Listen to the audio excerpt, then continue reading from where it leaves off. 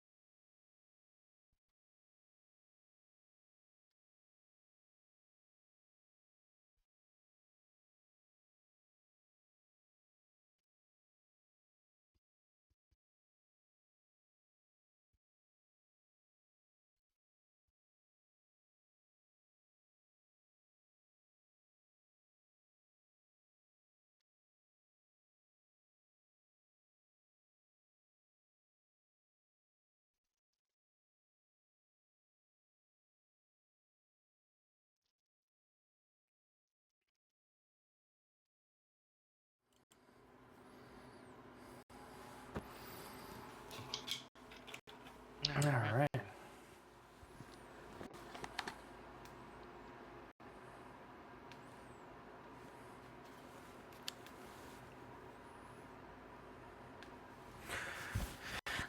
Okay.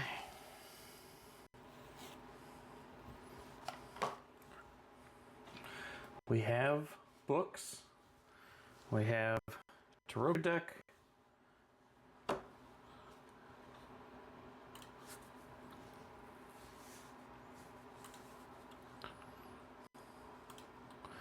And we're gonna get a called.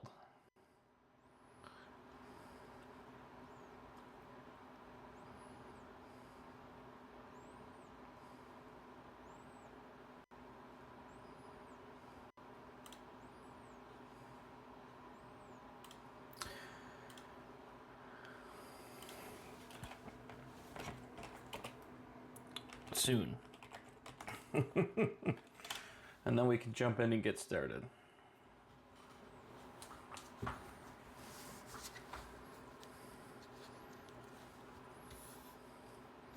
Let me get this even more focused and in. I wonder Is it possible to turn the light on?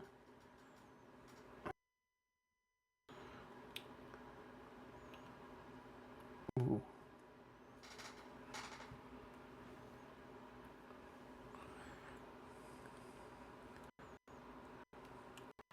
Yes.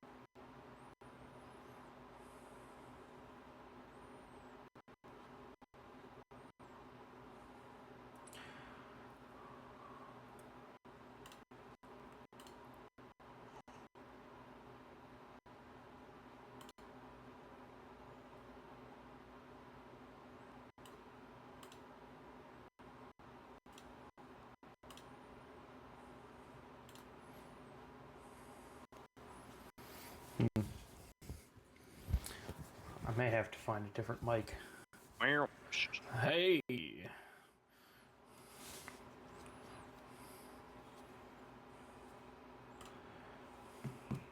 What's wrong with your mic? Oh, it keeps cutting out a little bit.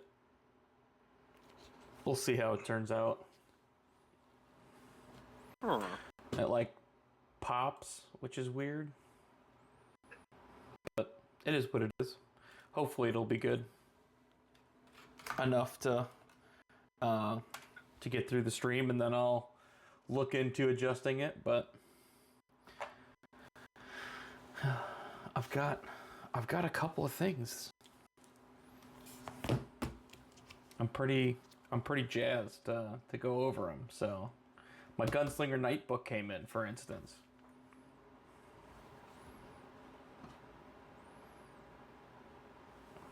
I'm having to listen to you through streams, so I'll be a little delayed. Oh, sorry. Let me do that. That'll probably fix it. There we go. Yep. Hey! Now that Mia's here, we can really get started.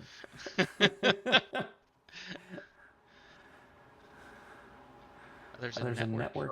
Oh. You're broadcasting both your Discord and your now audio. you shouldn't. Thank you. Okay. Excuse me, I was trying to do if that was just me or if that was real. Are you still recovering from your 40 or 24-hour stream? 48 hours, you'd be dead. Yeah, no, I literally just rolled out of the bed. Thank goodness I woke up in time. Wow. Yeah. This light is really good to make these things like pop. But if you shine it directly on it, you can see where the light focuses. It's kind of a bummer, but that's all right. We'll get it going. I forget. I was told before of like how you fix that by somebody who knows lighting. Okay, I assume it's indirect light, but you know, we'll roll through it. Some of these books are shiny, like my Gunslinger Knights book is very shiny, but the Heart book is matte, so it just like absorbs it and looks beautiful and That's amazing. why matte finish is better. Yeah. Well, it's got my namesake. Yeah, but it's got the gloss. So, but yeah, we'll give you a minute to get situated, and then we're gonna kind of jump into this. I got. I'm situated. I'm okay, ready. If you're situated, then we can kind of jump in. I might sneeze, but I'm ready.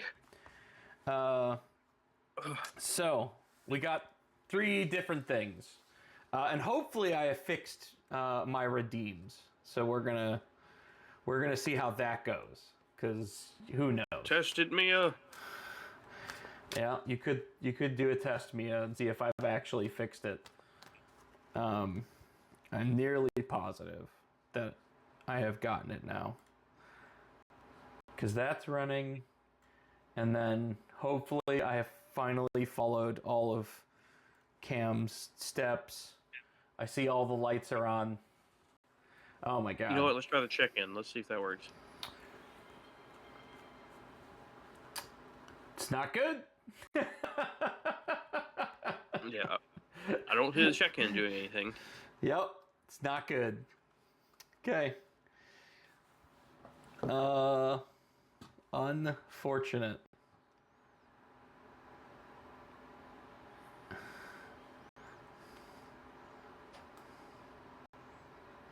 That works. Look like. Okay. Cool. Am I live? Soon. Good. Excellent. Okay. Yep. Nice. So we got that going. I fixed one thing. I guess we'll have to fix the rest. The alert overlay should be where it is and should be fine, but I guess it isn't. And I'll just have to... We're just going to have to live that life. So, alright. All that to be said, the scuffiest of streams. Let's talk about some fun tabletop shit. How about that? Sounds like time. So, Cole, have you heard of the Curse of Strahd? Damn, it's like you talk about it a lot, so I don't know. Maybe. Yeah, so... Those are the tarot cards, isn't it? Yes, the Curse of Strahd released a thing called the Taroka deck. And it was actually for Ravenloft specifically. And this is the old school one. This is 3rd edition, so it's not the oldest school, but that's Sword and Sorcery is the 3rd edition that they made. There are characters inside of Ravenloft that are sort of an analog for the Romani people. There's a lot of problems with the way they're portrayed, of course, because everyone was just grabbing things that seemed interesting and mystic.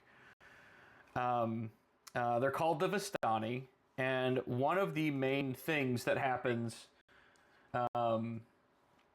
in any time that you meet with Vistani is that you can find a seer, and those seers will read tarot cards. Now, they didn't want to call them tarot cards. I'm not 100% sure why they didn't want to do that. Called chakra cards, looks like. Taroka is the way that they say, so... my tarot, bad. but, tarot adjacent. But they actually sold a Taroka deck. And it's still That set is up... true, Mia. Couldn't figure out the way for shit. I see. Whenever none of us could make the navigation check except for me. Oh, yeah. Well, we're going to get to that book soon. But these are super cool. Like, they actually are a full tarot-style deck. They have minor suits and major arcana. So you have your, like, this is the hero. You've got the hangman, the beast. They have changes in their major arcana, which I thought was super cool. But they do have swords, coins, stars, and I do not remember what the other suit is. Glyphs, that's what it is. So you do have a full set of cards, which is pretty neat. And in the Curse of Strahd... I really like those. Yeah, they're super cool. And these are full tarot-sized cards. If you can see, like, in my hand, yeah, they're actually a much larger than a standard playing deck. These are the backs of them. It's pretty kind of plain there. But I mean, that's still... Well, I mean, they did the backs in a nice way, because I hate where backs basically have an upside and a downside. Yeah, that is true. So this is universal. Yeah, and that's a much better playing card for sure. So whenever they do the back like that. Super interesting with this is that it comes with a bunch of different readings, which the Divergent Cross is actually based off of the Celtic Cross, which is an actual tarot-style reading thing, and you have a basic cross as well. But then each of this comes with the cards to tell you how to use and what the descriptions of each suit and card is, and they're back in front. But this was the super cool thing, is that you can actually use them in character creation to build a character and help like understand your character's plots and subplots. So you can use each of the deck I love that. cards to like quickly make a character's backstory, which was super cool. Is that thing still available to get? This version is not available to get anymore. You'd have to get it secondhand. Hey, printed in Canada, so that's kind of nice that it's not like Printed in Mia Land. overseas and someplace weird. It's just beyond the yonder. But they did release another version of this for 5th edition. And the cards are a little bit different. They're differently shaped. So like these actual tarot size cards, the ones for 5th edition are like square. They're much smaller. And then they also have one that's standard playing card size. So you can find a bunch of these, but I really like the 3rd edition ones because they actually were like, you know, tarot card size. It does. So that's the Taroka deck, and I wanted to bring this up in that I'm thinking about making some redeems for like pulling Taroka deck cards and doing quick spreads on questions that people have, because I think it's kind of interesting. That'd be awesome. I have put something in there. If it comes up, it comes up. Although I believe currently... the cover art Gunslinger guy looks like Gambit. Yeah, so this was a very exciting thing as well. My Gunslinger Knights book has finally arrived. The cover is amazing. The art in this book is pretty rad. I do really like the accent pieces and stuff. So, like, I don't know if you can see it, but they have the almost like biblical passage or sacred words a la Warhammer 40k style. Yeah, see that. Yep. And then, you know, your standard bike and such. The really nice thing about this is that, and I can't really show it off well because it's enormous, it comes with a full-sized map. So this unfolds into quite a few bits and bobs. But it is, I mean, it is a humongous... I can see that it's got another 1 or 2 folds past that, like, you know, that mid-fold that you just did.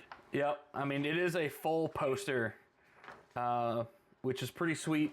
It's got the whole thing, and it's, you know, this is Sankara. This is the place that your new knighthood people have sworn to protect. So that's slick. Yeah. And every copy of this comes with that map, which I think is super cool. But yeah, just like the art in this is very, very cool. Hey, Mia, we didn't quite crash. We just kind of had a rough entrance. Yep. That is a thing, that you are not supposed to be able to be injured when you are leaving the Stair Across Souls. But there's so many knights and so many different styles.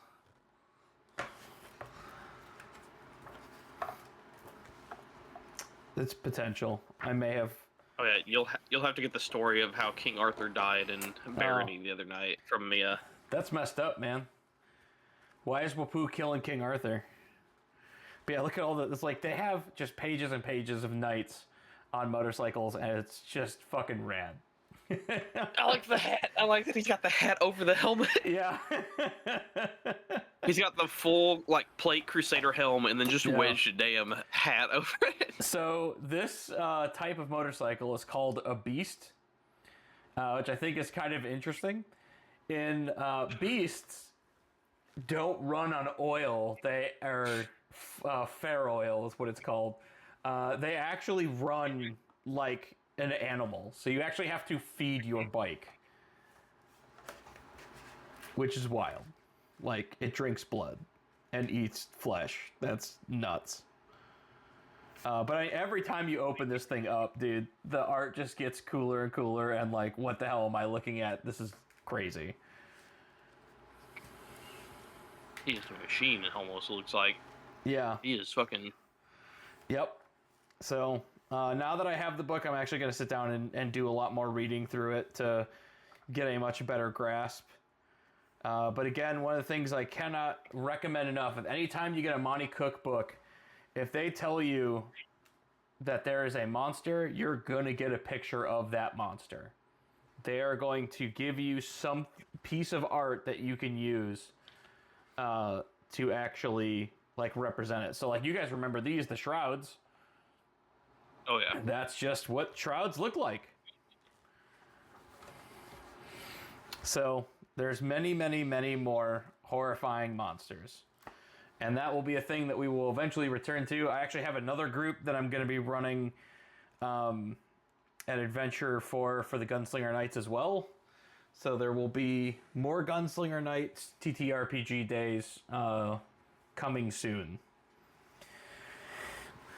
But this is what I wanted to talk about tonight. Because this right here is one of my favorite things. His favorite thing. Yeah. In the history of forever. He stays awake not sleeping because he's thinking about this. For a while, that was 100% true. So I bought Heart after seeing a review on it. And as soon as I saw that review, I bought the core book, I bought the storyteller screen, I bought Vermisian Black Ops, I bought the Sanctum book, I bought Burned and Broken, and their first campaign setting, and then their full campaign setting. Or rather, not the setting, but like a full campaign. It, like, got into my brain and refused to leave.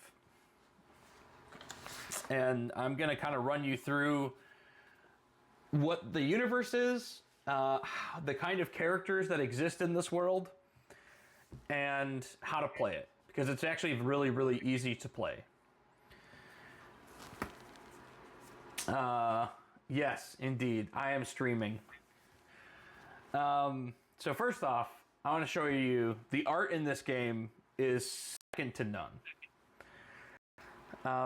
It definitely has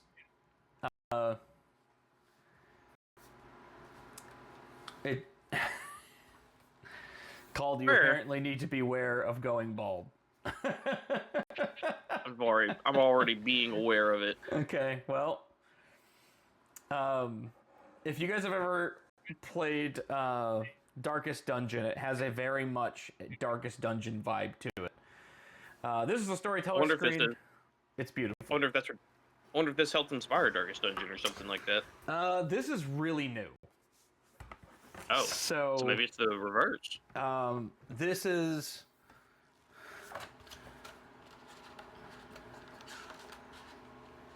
Oh boy, I don't know what that means. Yeah. Oh, Mia gets it. This is first. Copyright 2024. So like, this is screamingly new. But yeah, I'll see if I can find. I mean, this is a good page to give you that Darkest Dungeon vibe, right? Like, it really feels like those kinds of characters. It does. Yeah. So this is published by Rowan, Rook, and Decard. They're a UK company. They are also pretty indie as far as publishers go. So they don't they don't make a ton of other books, but they have started to really push this forward. They make this and another game called Spire, which this and Spire are in the same universe. And essentially Spire is this like giant tower that everyone who is like in charge is a part of the High Elves, and everyone who is apparently she's just getting cursed over and over again. That's scary. I'm also a little bit confused because I don't remember leaving cursed in there. Yeah, it's not in there. So that's concerning of where this is even getting pulled from now, and I'm gonna have to figure that nightmare out. Huh. Yeah, because I actually went back and reworked. I reworked all of this to make it very much more yes and no instead of having all the weird stuff that I had in there before. So it's still fun for her to ask that and then get cursed. yeah. I'm still going to have to figure out the whole check-in thing. I'm sure Cam will have to explain to me the insanity that is writing stuff to the disk for Sammy. The Sammy insanity. When I looked into it, it did not look easy. You have to create INI files and all this crap. So, oh, hey, Iron Strike. Thank you for the biddies, my man. I gotta go to the bathroom. I will be right back. Okay, go to the bathroom. Doing check-ins and Sammy. I'll hit you up later. But yeah, I mean, Mia, look at this beautiful art. There's a person that's shooting bees out of their chest. Bees.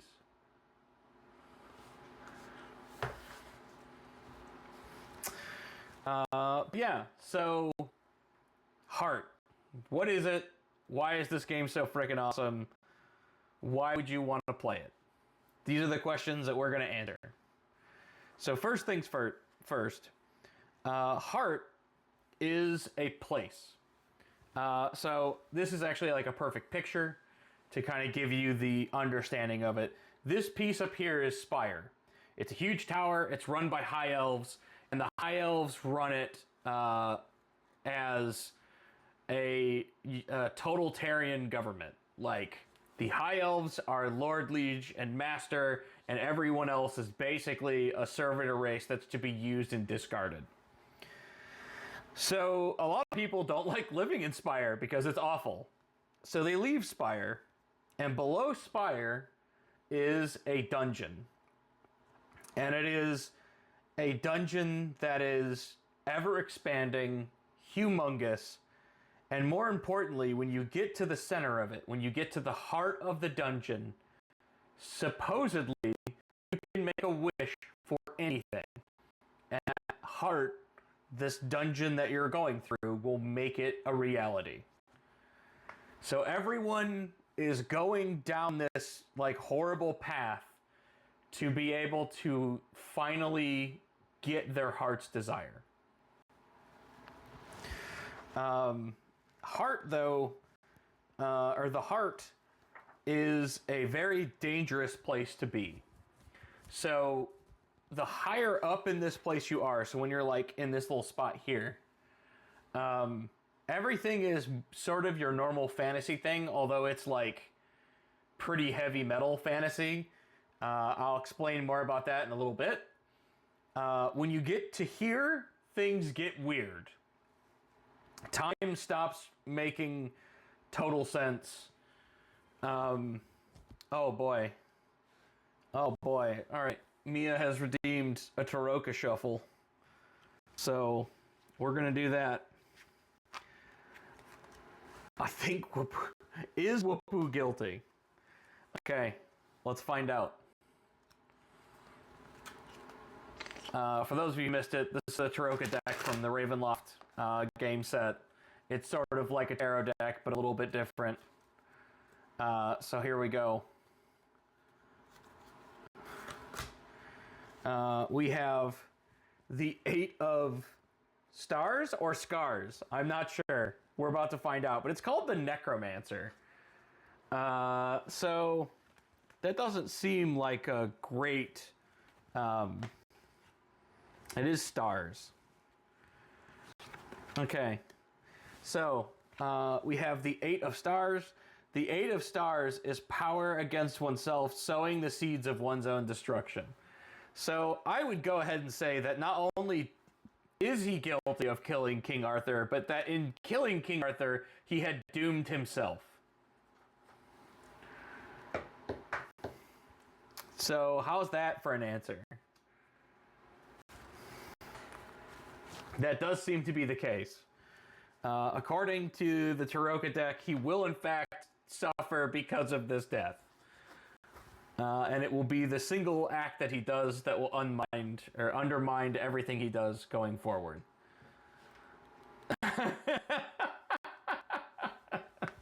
That's messed up. Okay, so middle of heart, super weird. Stuff starts to get a little bit funky. Once you get closer to the actual core of heart, reality itself is kind of up for grabs.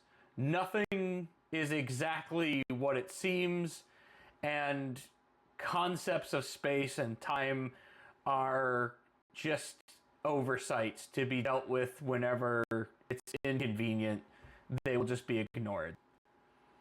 So when you get to this point, like, you can walk through forests that you can still see the stars, even though you're hundreds of miles underground. Like, it's all up for grabs. So, let's kind of get into a couple of these things and explain how this works. So, Heart is essentially a dungeon crawl, but it's a dungeon crawl that is narrative in focus versus a dungeon crawl which, like, you're actually moving little figures around a map and you're specifically searching squares or whatever. Essentially, how this bakes out is that you're given a location. So you're going to say, we're leaving from City A, we're going to City B. What's in between those two things?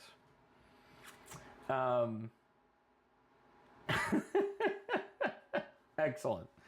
I look forward to hearing how that goes. So that progress between what's in between is called a delve. And a delve has so many, like, hit points, basically. And as you do things to get through the delve, the GM basically makes up challenges that the characters have to pass in order to progress the delve. So say you're very high up in the heart, you're still in, like, normal dungeon land. He says, okay, you guys have to cross a river. You're going to have to go across this, like, narrow ledge. And then there's going to be a group of people that you either have to, like, reason with or get through somehow, either through violence or through conversation or through payment. And so those steps are part of the delve. Now, he's not going to tell you all of those up front. You're going to eventually come and say, okay, you guys continue onward and you're stopped by this big river. How do you get across it? And then it's up to the characters to kind of decide how they're going to do it. When you do that, you eventually will do damage to the delve. When the delve is defeated, you progress to the next haven. Every time you defeat a part of the delve, there's a chance that you get resources, and that's kind of how you're able to march forward. So, that's like a very quick overview. But yes, it's very similar in that vein of saying, like, I'm going to make a dexterity check. It's a little, they don't call it those dexterity checks. There's actually a very specific set of skills. But you're going to make some kind of test to see if you can get past it, and then you're going to roll to see how it comes out. So in this, you're going to choose a class and a race. So the classes we'll kind of go over a little in like a second, because those are the things that make Heart unbelievably cool. And the races are also very interesting, but man, these classes are going to knock your fucking socks off. So we'll go through the races real quick. So you have Dark Elves, also called Drow. As I said, like in Spire, there's the High Elves, and the High Elves essentially like rule everything with an iron fist. The class that they're ruling over very specifically is the Drow, the Dark Elves. So they are kind of expertly made for delving. They specifically like are able to deal with being in dark. They have horrible sunlight sensitivity, so being underground is like where they aspire to be anyway. One of the really weird parts about this is that drows lay eggs. Oh, you came back just at the weirdest part. So yeah, drows lay eggs, and they have to protect their nests for them to hatch, which is bonkers. But you have standard humans. These work just like the normal humans that you might, see in every other thing. You have high elves.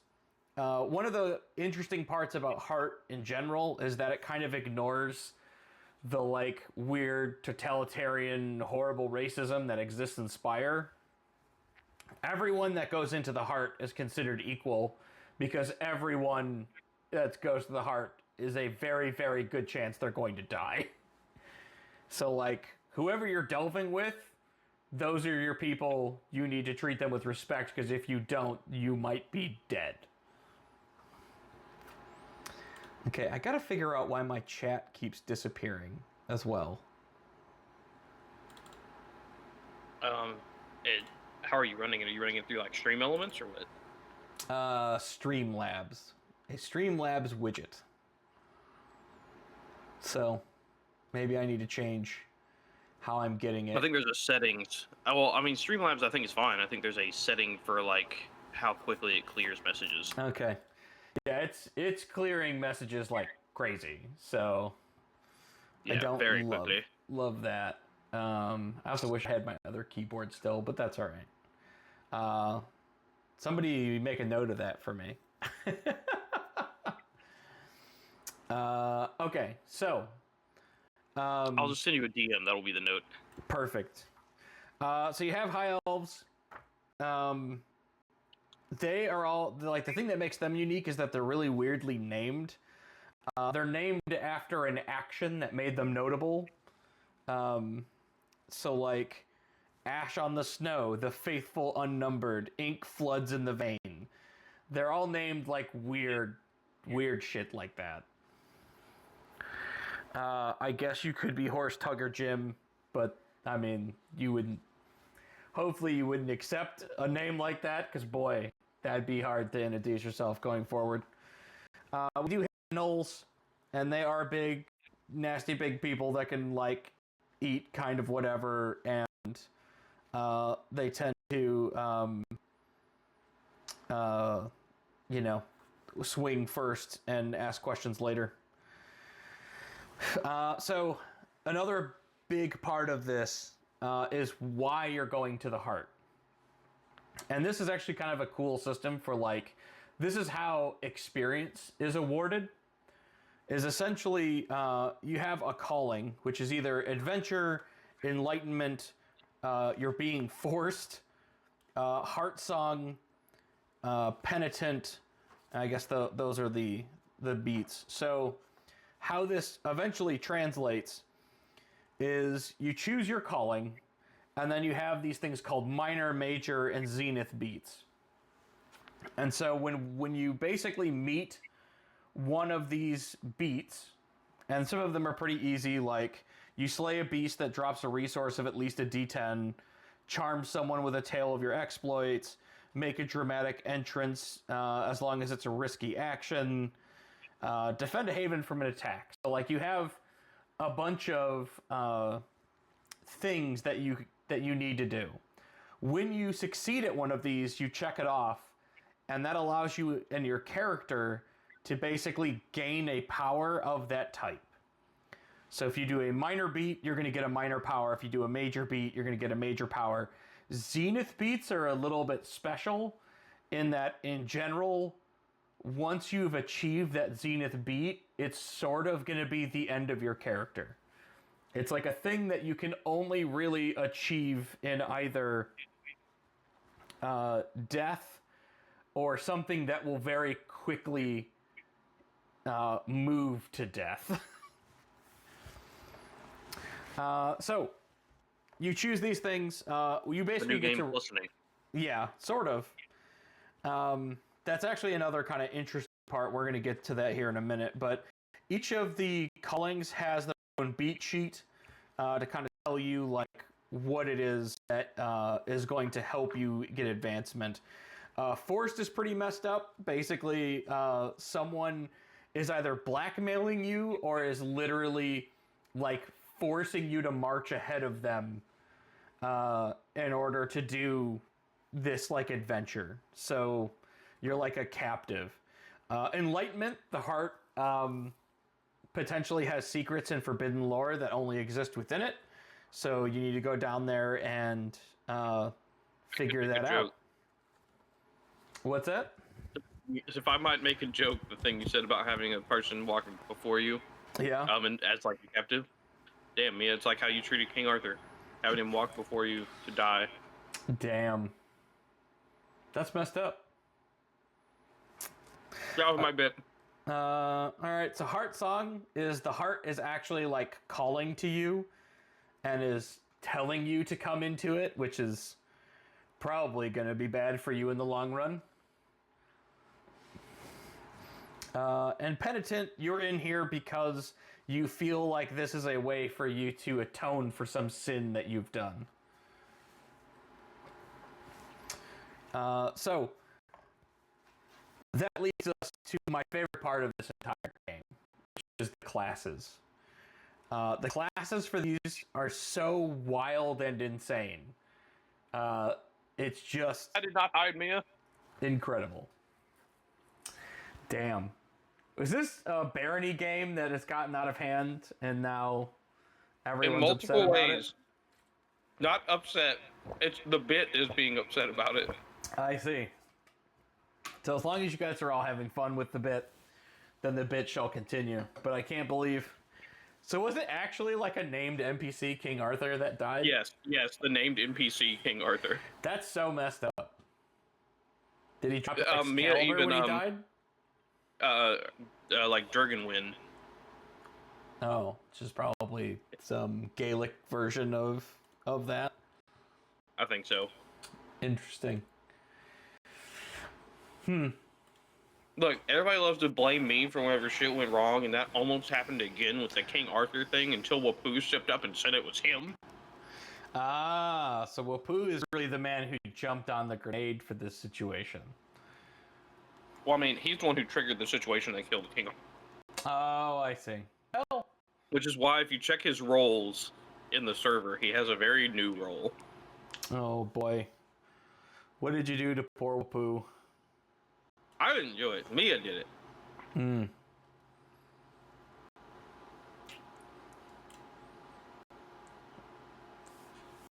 I mean, I just see him as a sweet potato fury, which... Oh, no, if you right-click him and then, like, go to roles... and then look at the very bottom... King Arthur's murderer. Wow. Okay. Just call it like you sees it, huh? Look, Mia did that, not me. Okay. Well, if it makes you feel any better, I don't think he's actually assigned to it. It just exists. Oh, who? I'm who? Sure, buddy. Whatever it was that you just said. Oh, he's assigned to it, unless Mia unassigned him. Maybe I can't. Hell yeah, Milk, I'm glad you're enjoying Barony. I was worried that you might not be, but I'm glad to hear that you are. Excellent. Nacho cheese Takis are in my mouth. Oh, God. Something that's barely classified as a food. It's a food-shaped object. It is a food-shaped object. Look, I'm going to go get real food after we're done here. Don't worry about it. Okay. Well, let's get to some classes. Because I'm hoping that this will inspire people to be like, man, that's fucking rad. I want to play that. I already want to run a thing of this game. Okay, so you have... Please, Tabletop Daddy, make a game. You have cleavers. Cleavers are sort of your warrior type, except their primary thing that they do is to harvest Leave pieces... her, I barely know her. Harvest pieces of their victims, eat them in order to gain their power. That sounds like a Mia class right there. So, yeah. You've eaten people, sometimes survived, others to prosper. So, this kind of gets into a little bit of how this game works. Let me show you guys the character sheet, and then that will kind of explain some of this as we go forward. So, your character sheet is very, very simple. When it comes down to it, you have what are called resistances, and then you have skills, and you have domains, which those are kind of hard to read, so I'm hoping that you guys can kind of see them if I get a little bit closer to the camera. I'm going to have to figure out this camera situation a little bit better, but each time you pick a calling, a race, and a class, you're going to be able to fill in a skill or a domain. So a skill is a thing that your character knows how to do. A domain is a place that your character is comfortable at. We'll kind of can go through that in a minute. It's not as big of a deal, but these tracks are the big deal. These are basically your hit points. Because you'll notice on this sheet, there are no places for actual hit points. It's just, you have a place for your beats, you have a place for your damages and your resistances, and then you have your skills and stuff. So how this works is whenever you make a roll, and maybe we can actually just jump into the rolls, or like how rolls work before we go through the classes, because it'll make the class pieces make a little bit more sense. Is you first have to decide, this is all D10s, by the way. So you get a D10 for just being alive. As long as you can draw breath, you can roll one D10.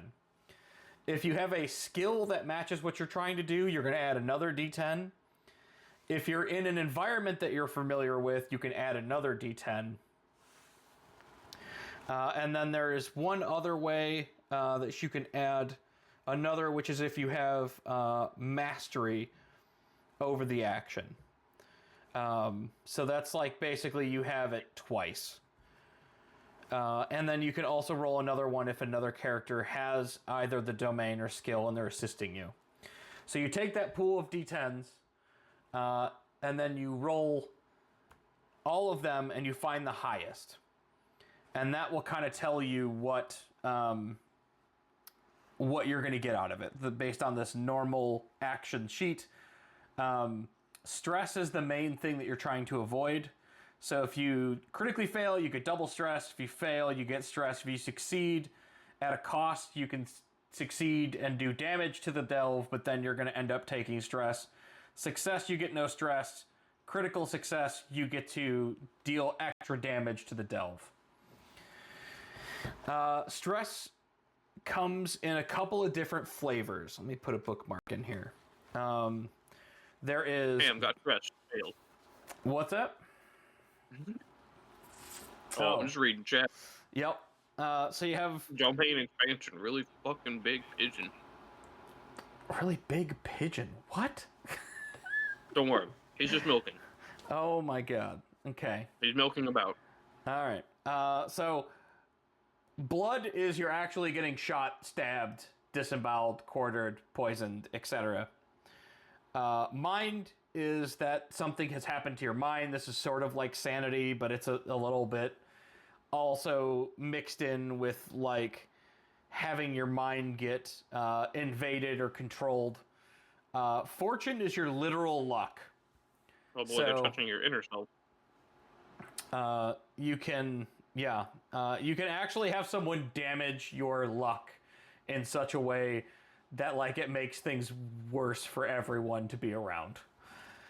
Echo is a special one, and it's basically like the heart itself leaves these kind of like supernatural echoes everywhere, and that can be like just crazy shit. Like all of a sudden every light that you see is purple, and that's okay.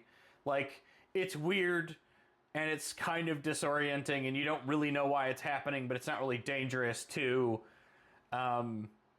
Now the walls are all made of flesh, and every time you touch them, it is slowly dissolving you like stomach acid. You're not sure if maybe you've been moved to a part of the heart that's actually like alive and is trying to digest you.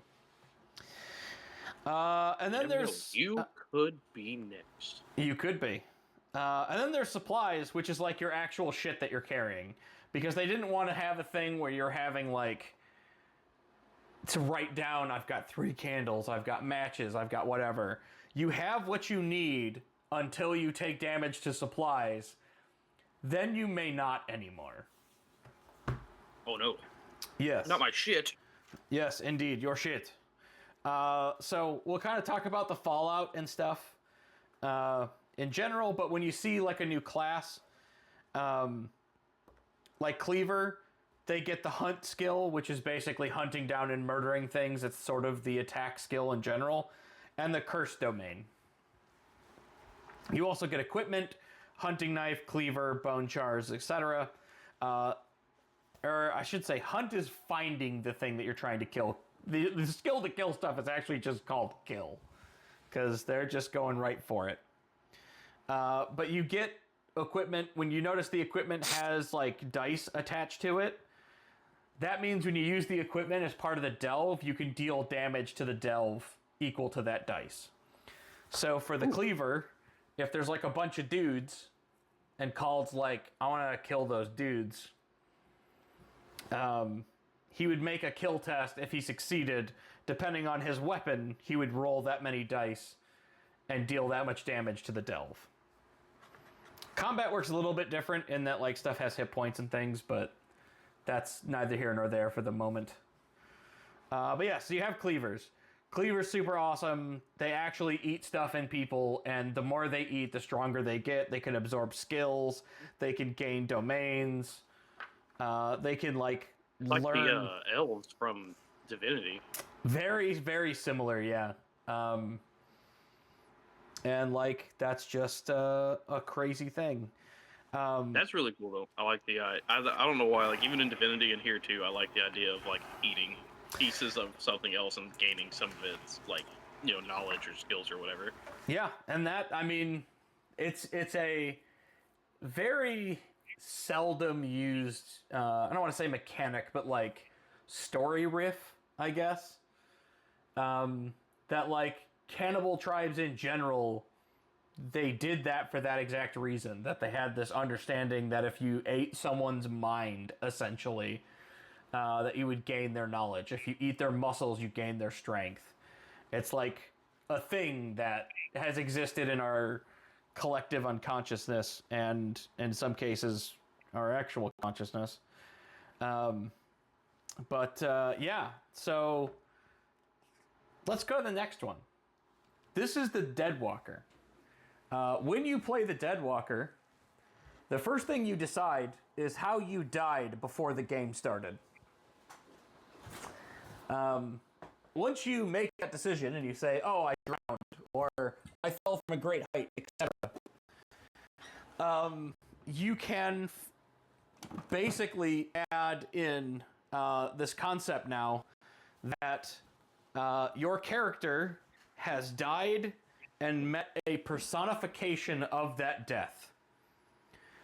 So like a literal entity that is the concept of falling to your death. And if you're playing a Deathwalker, you have somehow made friends with that entity.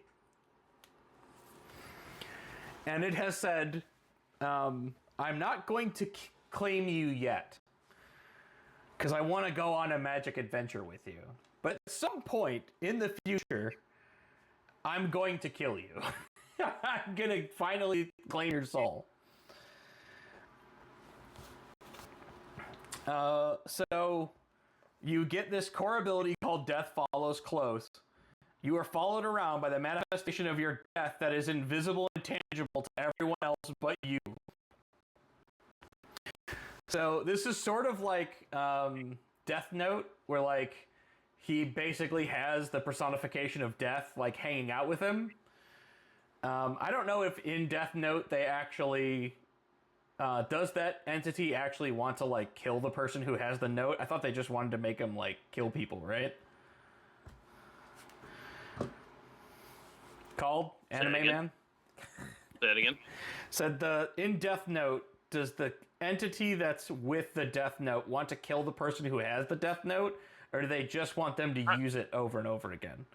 They just want it to use it, but essentially the thing about it is like that once you start using a Death Note, you are basically destined to die. Period. Like okay. And basically, or like, you know, your life will be ended early because you started using the Death Note in some form or fashion. Gotcha. So, very similar. And like, said, it's one of those things of like, they're like, you know, it's nothing personal. It's just doing business. I needed somebody to start using my Death Note. You picked it up and started using it, and so now your life too will be cut short. And normally, there's a reason, like something will happen where like, you know, the Shinigami of the Death Note will be the one that puts your name in there. That's That was the thing I was trying to remember what it was called. But it's called. not like they're putting it in there to kill you. They're putting you in there because you are dying. I see. Well, so yeah, it's very similar in that. So like you actually have a personification of death that follows you around. It will actually even protect you and attempt to keep you from dying because it wants to claim you itself, not let something else take you out. So that's fun. And you get a bunch of other stuff from being dead. So like you can gain religion because you know about death rituals from other places. You can have armor made from plate mail scavenged from the bodies of dead heroes that gives you blood protection. Walking reliquary. You have dozens of minor totems of the dead. In a pinch, meager power can save you. Supplies protection. So when you get stress damage, you subtract whatever your protection of that damage is, and then you basically make a check to see if your accumulated stress is going to cause fallout. So say that you took a d6, you take 3 damage to supplies. If you had 2 points of supplies protection, you actually only take 1. And you kind of carry that forward until you have fallout or you're actually able to get to a new place where you can reset some of your stresses by like going to an inn and relaxing or going to a shop where you can resupply, which again feels very Darkest Dungeon. So that's kind of neat. You can get a bunch of crazy powers too, like Descent allows you to bring you and other people into the land of the dead. Echoes gives you like predestination where you kind of understand what's going on, or precognition rather. And Reaper Strike allows you to bring your death to someone else. So that's kind of fun. This is my favorite class, by the way, because it's fucking bananas. These are the Deep Apiarists. So,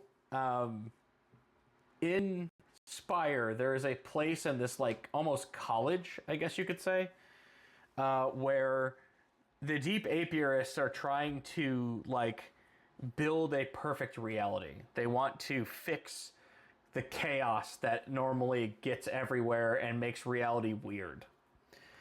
So they do that by making their bodies and the world around them into a kind of like beehive haven. So when you play a Deep Apiarist, you hollow out your body so that deep bees can live in them. So you're made of bees from that point forward. So many bees.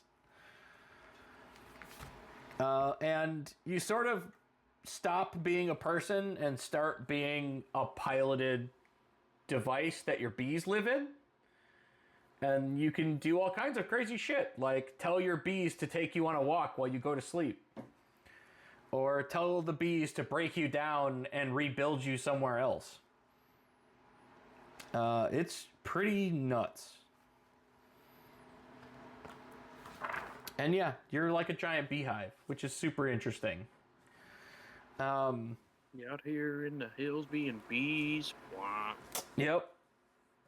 You also, like, you can see through the bees, you have control over them.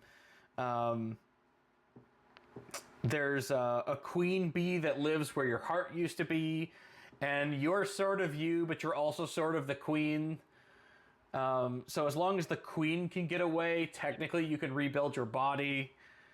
You get the ability to get like toxin from your bees.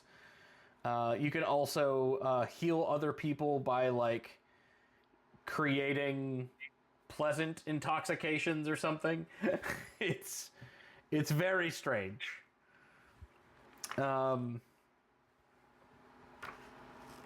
Actually, let's talk about some of the Zenith abilities as well, just because this is also kind of a big part of the game.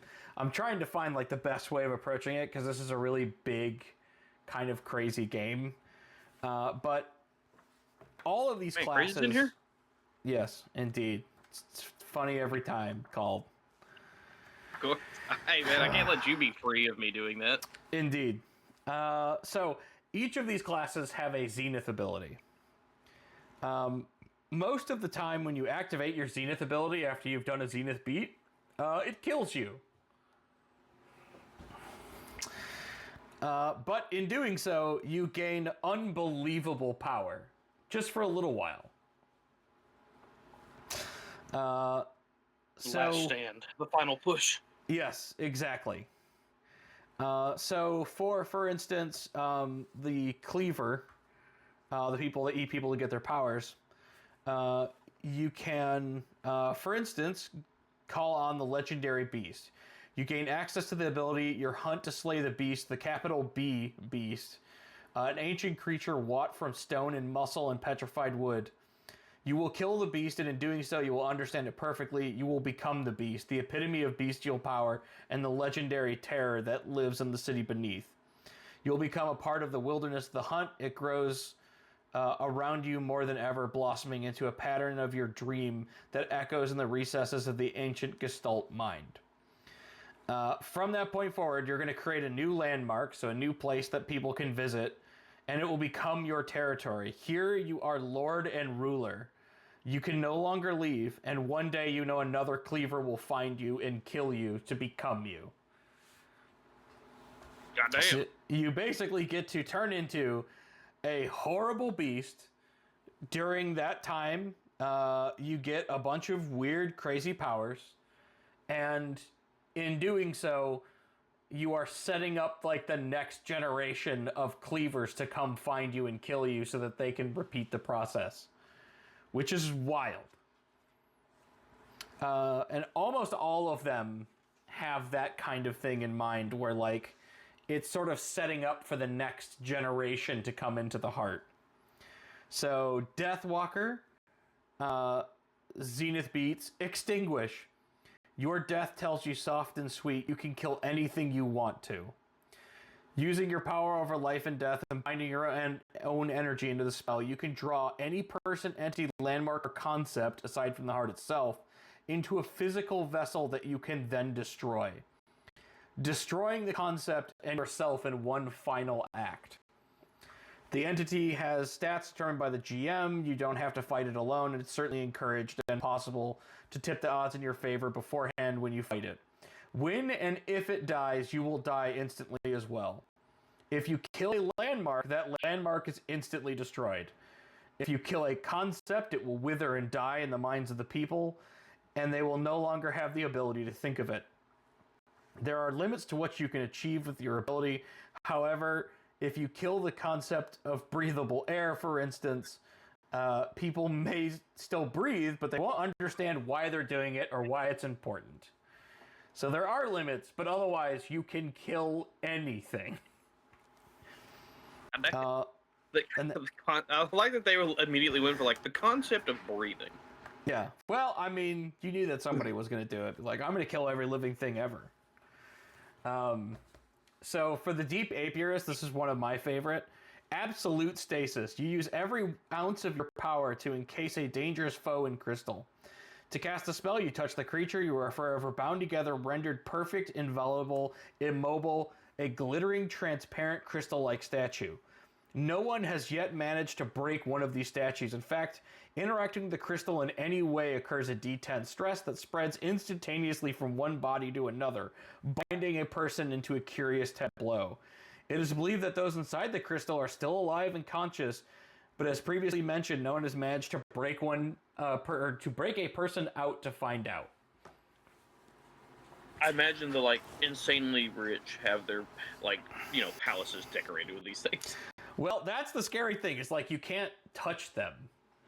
Because if you touch them, gloves, hands, it doesn't matter. If you interact with them in any way, it will spread over you. And if you suffer a fallout, which a D10 has basically a 1 in 10 chance to instantly kill you, and then a 40% chance to kill you after that. Because if you roll a 10, your whole track is filled, like you're instantly gone. But yeah, then there's chains of people that are all holding hands trying to pull each other apart. And as soon as they do, it's just a bunch of people in a line all like frozen together forever. Got these tongs. Again, you're interacting with it. The crystal will spread. You can't interact with it. You just can't. The insanely wealthy will find a way. Yeah, They'll build their house around it. Yeah, that is 100% possible. So, heretics are basically your clerics, but they worship the god of the moon, which is forbidden and blasphemous. For their zenith beats, they can actually call the goddess to them in its trifolded majesty. What's that? Your stream is frozen for me. Oh. Okay. Wait. That's not good. Maybe it's going? Hold on. I'm trying to see if it's real or if it's just like my internet. I'm trying to refresh it. No, it looks frozen. It's slideshowing pretty bad. Okay, I see it now. Again. Which I have 58 kps, which seems it's green, so like that feels like it should be good. Would I watch you Maca dance? Yeah, would you watch her Maca dance? I don't know what that is. It's Maca. That did not help. Thank you for agreeing with me and Cam. Perhaps we can see what that is, and if it's not too blasphemous, sure. See, look, again, she said right there. Did not help. Huh? All right, so will never do it. We got your hounds, new class, super interesting. They're a part of a regiment that was sent down to the heart to stop a uprising, and basically during that uprising, 300 people went down, and the thing that was causing the uprising was actually kind of this big horrible monster, and it sort of decimated their numbers. But the badges that each of the hounds was wearing now has a kind of curse to it, that it will eventually find its way to another person and will call them inevitably back to the pack where the rest of the hounds are. And the spirits of those who are fighting will fight for the hound that bears the badge. So it's sort of a cursed badge, but it's also sort of like, as soon as you have it, you're in a part of this regimen, and you can call ghostly soldiers and stuff to your side, which is pretty interesting, I think, at least. Mia could finally have the aid of King Arthur's ghost. Indeed. And their zenith abilities are calling down whole squadrons of people, having ghosts rise up out of the ground and help fight. And each time that whenever you fire this off, eventually you'll be carried away by the other ghosts to join the ghostly army themselves. which is pretty rad. The 30 part of the ghosts. Yep, the 33rd will watch the landmark indefinitely, ensure that nothing will come to danger, and in return, you will join the 33rd Regiment as a ghost for the next generation. You got the Incarnadine. These are people who have gone so far into debt that the goddess of debt has come to claim their soul, and they have decided to, instead of being devoured by the goddess of debt, to serve her as their priest. You ever been so in debt it made a deity come after you? Yeah. And all their powers and stuff basically revolve around, like, seeing what people desire, seeing what they want more than anything else, understanding if they've lost something important to them, very much in the, like, you know, let's make a deal type thing. One of the... He was willing to make a deal. Yeah. I mean, everyone needs something.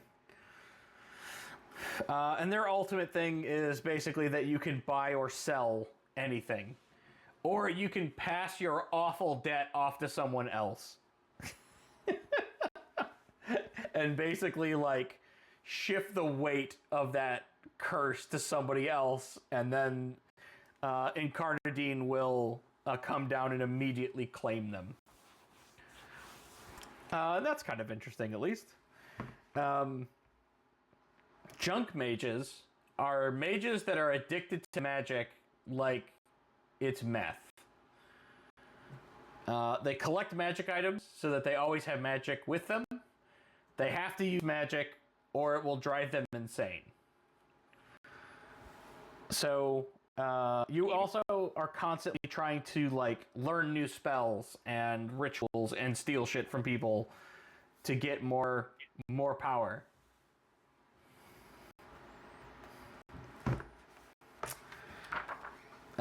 And their Zenith ability is kind of weird in that they get to choose one of the other herald goddesses to call down.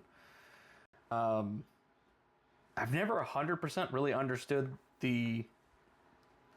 why they decided to go that way with their major abilities. But the rest of their abilities are all just basically, like, getting by as magical drug addicts. You find junk Jesus. I don't know what to tell you. Yeah, I mean, you may have to, because this will eventually kill you. And then you have the Vermisian Knight. These are another one of my absolute favorites. They are part knight, part train. Part train? Yes, part train. If you see this guy on the front, he has... Sir Thomas the Tank Engine? Yeah, he has a cattle mover as part of his armor. So, the Vermisian is like a whole thing. But basically, it was this concept that the Elfir, the High Elves, had in Spire. They said basically, like, we're going to make this public transportation that's amazing. It's going to be as magical as the day is long, and it is going to include, like, reality and time warping powers. Like, you can get on a train and arrive before you left. It's going to do all kinds of amazing shit. All we need to do is figure out how we're going to power it. And then they said, well, we'll just tap into the heart. The heart's this horribly crazy powerful magic thing. Let's just do that. Yeah, just put it right up. So like they did that, and the heart didn't like it. Shocking. And it shattered it into a million pieces across time, space, and dimensions. And, like, it didn't do it just like when they were building it. It waited for them to use it for a while so that the trains, like, just disappeared and people got consumed and, like, shipped, you know. There's trains that are going to be arriving for months that haven't left yet. So it's this really weird, like, schism, and it's kind of a way of introducing a thing that people can follow, and also random places that you can kind of hole up in.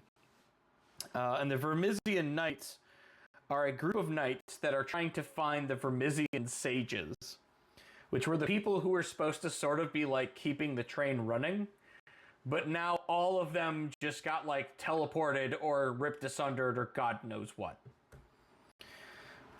So whenever they find a piece of the Vermisian, they are able to actually add it to themselves. So like when you find pieces of train cars or the tracks or like signaling equipment, you can add it to your Vermisian plate, which is just fucking ridiculously cool. They use like pneumatic hammers and stuff too. Train all night. Yes, exactly. One of their zenith powers is amazing. It's called the last train. You conjure the last train that will leave on the Vermisian to arrive at your current location in the most direct and destructive route, destroying everything in its path, including you. Brains. So, sudden summon train is incredible. But yeah, so you also have your witches. These guys are your standard like magic user people. They've got cursed blood. They can kind of turn into horrible demon things. They are very blood magic-y. And they're always trying to perfect the form that they change into. Also, to become a witch, you sort of have to be cursed with either being part of the bloodline or having a blood curse be placed on you. So, but then after that, you can do a bunch of crazy alchemy and shit. So that's rad. And they're sort of are like werewolves, because when you assume your true form, you get a bunch of extra bonuses for killing and ripping people apart. One of the other awesome things is one of their powers turns a building that they're near into a predatory building, which is to say a building that is also sort of a monster. And you can house. Yeah. It is, I mean, it is straight up Monster House from Monster House. It can look like a normal building, but if you need it to, like, attack someone, your building will get up, grow fangs, and try to devour people. And, like... You know, everybody just needs that back pocket Monster House. Yeah. It's fucking crazy. But, I mean, each of those classes, like, they do such cool shit. And they're so uniquely different from any other class that I've ever seen in other games. So, but yeah, here's your like little quick reference sheet. And yeah, I mean, that is kind of the majority of what you would need to know to play Heart. The Fallout stuff is kind of an interesting system.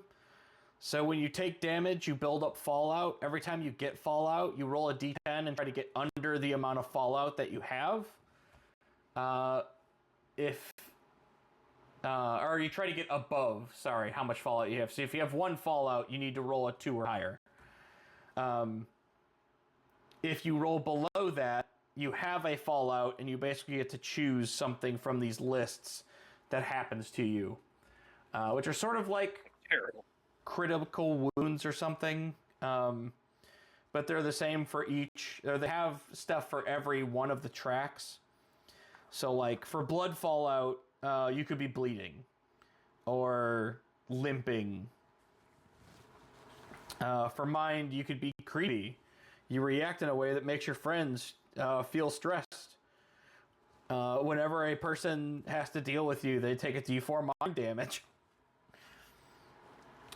But then, if you have more than 7, when you have the Fallout, or if you have 7 or more, rather, then you do major Fallout, and then that's significantly bad. This is like getting your arm torn off, or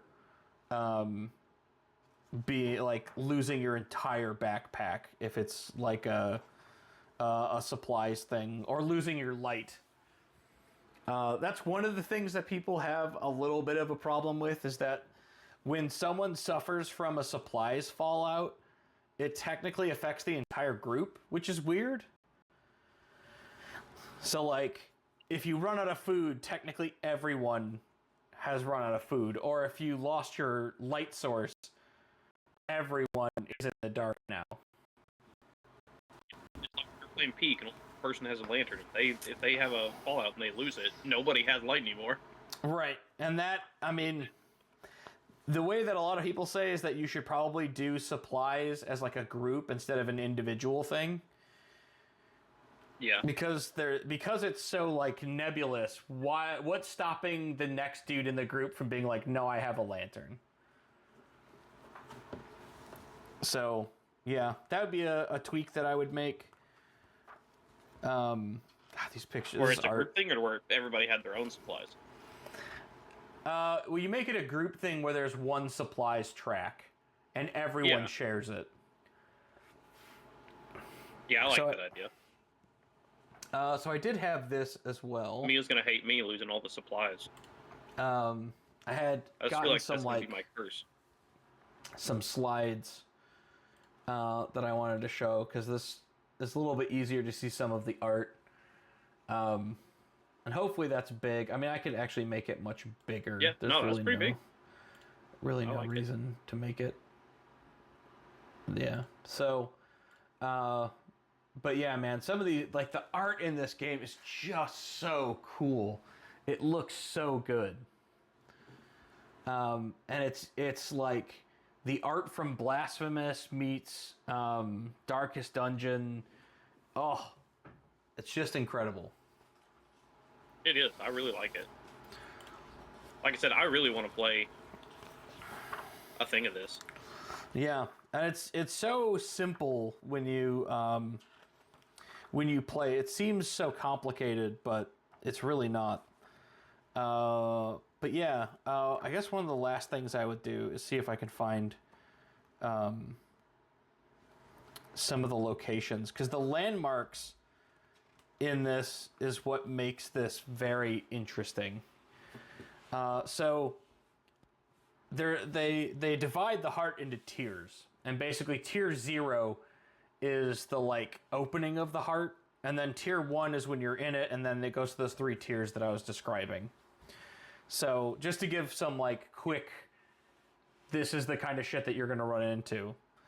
So tier 0 is always Derelicticus, which is this like hovel city at the bottom of Spire, where everyone is sort of just trying to get by.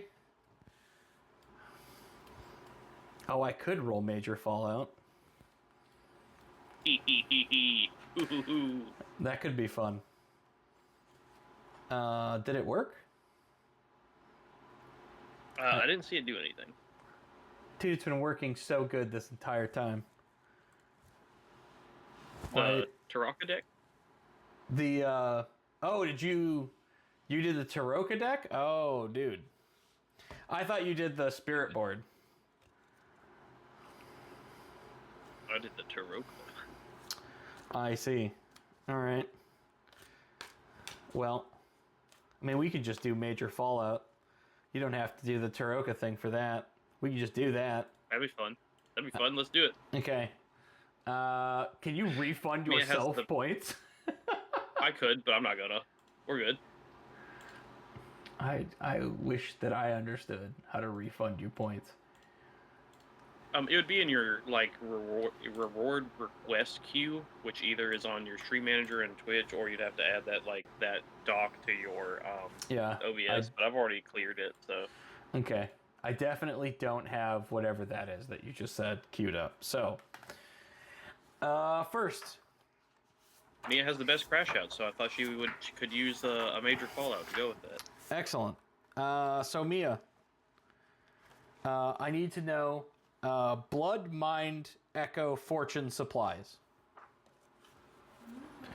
So, supplies will be the least interesting. Blood. She wants blood. Okay. And are we rolling major fallout? Check. Yeah. Okay. Mia has major crash outs. She's got to have a major fall. Mia, give me a 1 through 7. Give me a number 1 through 7. Oh man, we need to get you to make a dice roller, like an exclamation roll combat. 3. That would be spectacular. We can do that. All right. You have a broken arm. Your arm is broken under the strain and splintered bone juts out through your skin. You cannot use this arm until it heals, which will make some tasks risky or even dangerous, others impossible. This fallout can be downgraded to or upgraded from battered. So, when you get fallout, you hold on to these fallouts until either someone can heal it, like the Deep Apiarist and the Witch. The Witch specifically is very good at healing blood fallout, but everyone sort of is good at different fallouts. So, like, the Vermisian Knight is good at supplies fallout, as is the Junk Mage, because they just, like, have that stuff on them. Whereas, like, the Incarnadine is really good at fixing Fortune fallout. So, you kind of hold on to these until you get to the next haven. And I was trying to see if I could find a cool picture of the way that they do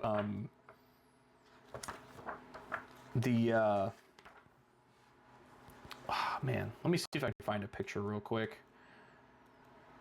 There's one piece that I did not get for this game, which kind of kills me. Yeah. So this is the map. And so, like, this big weird spot here is the introduce actual him to heart. Space Unicorn. And you'd start, like, over here, but you would actually, like, place a town, and then you would place, like, a thing that's between the town and then the next town. And you would actually build out, like, little bridges that your characters explore. Very similar to, like, a West March campaign style. That's really cool. Oh, I gotta lie, that's really neat. And then you fill them with these locations, which is the thing that we were going to kind of get to here. Sorry, I'm hitting this. And some of the other books have a bunch more of these locations. Here we go. So, in Tier 1, you could run into something called, like, the God of Corpses. It's a landmark that's a huge corpse of no particular beast, a whale perhaps, or some type of titanic ox. It died down here, and in dying it became a god. People live in it. People worship it. People pray that it will keep them alive just a little bit longer. There are 7 sacred ailments, which is considered good to be dying from. These are the weeping Peace ague. be to the dear Lord. May his antlers grant us a bountiful harvest. Yes. I mean, very similar. So there's, like, a bunch of these sacred things that you want to be dying from, and you can, like, collect them in the town. There's a sect that's attempting to awaken the god. Another attempt to actually kill the god forever. And these sects are quietly at war, trying to outdo each other. So, these are like, and this is just like, this is a town that you would stop in. This isn't even like the weird thing that's in between those towns. This is the town. Yeah. Grip Station is a Vermisian station. That's like one of the ones that people actually know how to get to.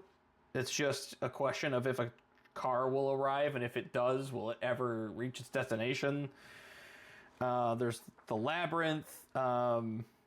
Residence Chamber 5. The Deep Apiarist carved a plinth out of a solid bedrock and installed a buzzing network of bees and hives that cover a great pillar. There they broadcast a hum, a signal that lets the bees communicate with each other over great distances. Through this resonant structure, any wandering apiarist must stop to pay a visit and commune with its intelligence at its core. So you basically take all these weird places, you place them on the map, and then the GM comes up with what is in between these things. And then inside of each, there's stuff that you can find and people that you can talk to. They basically built a bunch of NPCs. There's special fallout that you can get in certain places. So the tunnels of wet filth, for instance, you can get a fallout called stink. Despite your best efforts, a stank. reprehensible stench from the tunnel is stuck onto you. NPCs automatically dislike you until you can find a way of scrubbing this stuff off and cleaning it. Yeah, I could finally call somebody stinky and it'd be accurate. Yep. Fully accurate. So, yeah. And they just get weirder and weirder the further down you go. Like, I remember one in Tier 2, these two towers, and they're like actual skyscrapers, like modern day skyscrapers. And they have bridges that are built between that are like made out of wood and ropes and shit. And the two people, or people in each tower, hate each other. So it's sort of like Romeo and Juliet, where the two factions are like constantly at war. Yeah, or the Hatfields and the McCoys. Very, very other good reference. And like, you're gonna have to go there. Oh yeah, it's called High Rise. And like, that's just the thing. And one of the other bizarre aspects about it is that it's so high up and nobody lives on the bottom of it because the bottom of the towers are like inhabitable because of the gas and stuff that's down below it. But people believe that at the bottom there's like riches or treasure. So everyone's trying to go down there. Trash. Well, what's really messed up is that there's this thing called the Cult of the Swan Dive, or the Swan Fall. And they believe that eventually they can clear out the toxic, like, miasma that's at the bottom of the tower if someone sacrifices themselves in a spectacular way that, like, appeases the gods that live at the bottom of the tower.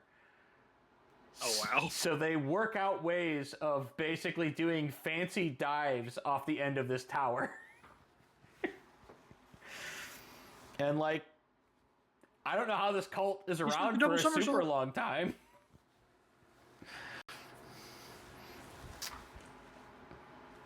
So yeah. It's... Gotta get that perfect 10 score from the judges at the bottom. Yeah. That's basically their entire cult philosophy. And yeah, once you get to like tier 3, all bets are off, man. It's completely banana pants down there. But yeah, that in short is Heart. There's a ton of other things for it. There's a bunch of monsters and things. Like, this is fucking rad. That is a red angel. Like your favorite, like, town thing.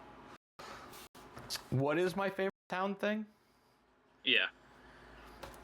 I would say the towers.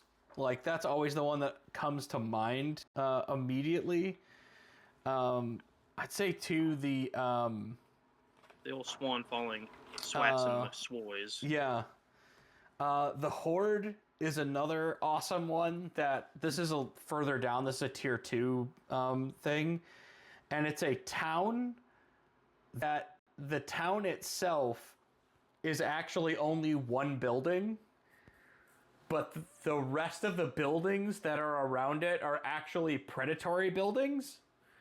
So they will like rearrange themselves in different ways to try to trick people into thinking that it's not the town that they heard about that eats people. Wow. And the town itself can move the library, so it as a entity can move across the map. Beautiful. Yeah. So like, and that's horrendous. Fucking crazy. Damn, I'll have to let him know. He's getting railed by a whole town. Yeah. There's a bunch of other, like, just completely out there stuff, but I really like the predatory building things. I think that's very fun. I think that's great. I'm honestly, it makes me think of the whole thing about like mimic towns. Yeah. In D&D. Yep. Very, very similar in concept. But there's also like just horrible monsters and such. All of the monsters that they have come up with have been incredible. The feral psychopomp is another one of my favorite things that they've come up with. So, have you heard of the term psychopomp? Because it's kind of a weird one. No. Never heard of that. Okay, so a psychopomp is an entity whose job it is to ferry a soul from living to the dead. So, like, crows are considered to be psychopomps, as are whippoorwills or jackals in Egyptian mythology. They're a thing that would lead a soul. Cats in Egyptian myth as well. So a feral psychopomp is one that's not waiting to see if you died. It's gonna take that. It's gonna take care of that for you, and that's gonna guide you to the land of the dead.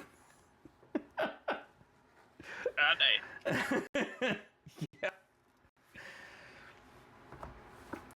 So yeah, man, there's just some wild shit that they came up with, and like, just, I mean, again, you know, you see this and you're like, what the hell am I even looking at?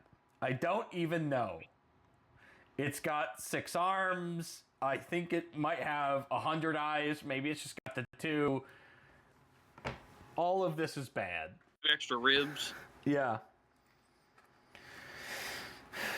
And yeah, there's, this is another thing that I think is super rad, is the signal box cultists. So the Vermisian Knights can take pieces of the Vermisian and put it into themselves, because they've, like, it's sort of the whole, like, machine spirit thing. They've set their soul up in such a way that they can accept those pieces and, like, control them. The signal box cultists just did it because the box told them to, and they can't control it. So they'll eventually replace themselves, or replace pieces of themselves with whatever they can, like, rip off of the Vermisian, and turn themselves into an abomination. Perfect. Yeah. So that's fucking rad. Choo Charles right there. Yep. And then they have legendary monsters. These are the things that, like, the cleavers would hunt. Like this one that you can find in the Carotid Forest. Yeah, the art's amazing. Yeah. They really went to town, and, like, whoever they paid to do their art, they did not pay them enough. Because, my God. I would love to see Mia to try and do these, like some monster art. I think she'd be really good at it. The tableaus and stuff for this are just incredible. And again, like, they've released so many books for this. There is another book that they have that's coming out for this. One thing, too, while I'm thinking about it, is if you end up getting this book, which, I mean, I guess there's only, like, a couple people in here, and of those, most of them are people that know me directly. But if you end up getting this, one of the things that you're going to realize is that the GM screen does not actually have any GM notes in the back of it. What they want, which... I mean, that was a really good note there in the middle. Yeah. What they want, which is terrifying to me, is they give you this book with it. They want you to cut this book up and paste it in the back of the screen with the pieces that you need. And then they give you these other scraps, which fit the back of whatever it is that's on the front, if you want to make it a handout. And, like, dude, I cannot bring myself to cut up a book. Yeah, absolutely. Yeah, but they do give you this, which is a QR code to download this thing from their site. And you just have to basically tell them You have to send them like a picture of your receipt or something, and then it'll. Well, even if you just had like a printer scanner and you scanned the pages and made copies and then cut up the copies, I'd rather do that than cut up the actual book. Yep. Couldn't agree more. But that is a thing. So Mia, get that tablet from Cam and get Arton. So you have ways. Or work with me and let's find you something on like eBay. Yeah, we can find you something, Mia. Figure it out. She has one, but we can't get it to work. So I feel like we just need to get something else because she got something that's like some Chinese brand or something that I've never heard of. And we tried working on it and like doing the drivers and all kinds of other shit, and we cannot get it to work. But yeah, Mia, have him mail it to you. That is my Heart, the City Beneath presentation. You have made me want to get it. So like, how much is like that book and stuff? So I guess that's true. I can find you some links.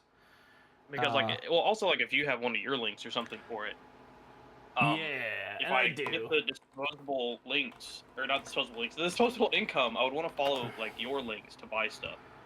Yeah, gotta give you the kickback. I meant to get these prepared beforehand, and then I got in late because I was playing another tabletop game at a friend's house.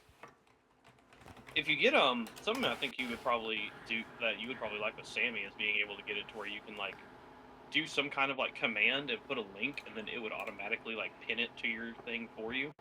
Oh yeah, there's a way to do that. I don't know what it is for Sammy, but there's a way to do that. Yeah. I mean, I can send stuff to the screen immediately with Sammy. This is the link to the Mega Bundle,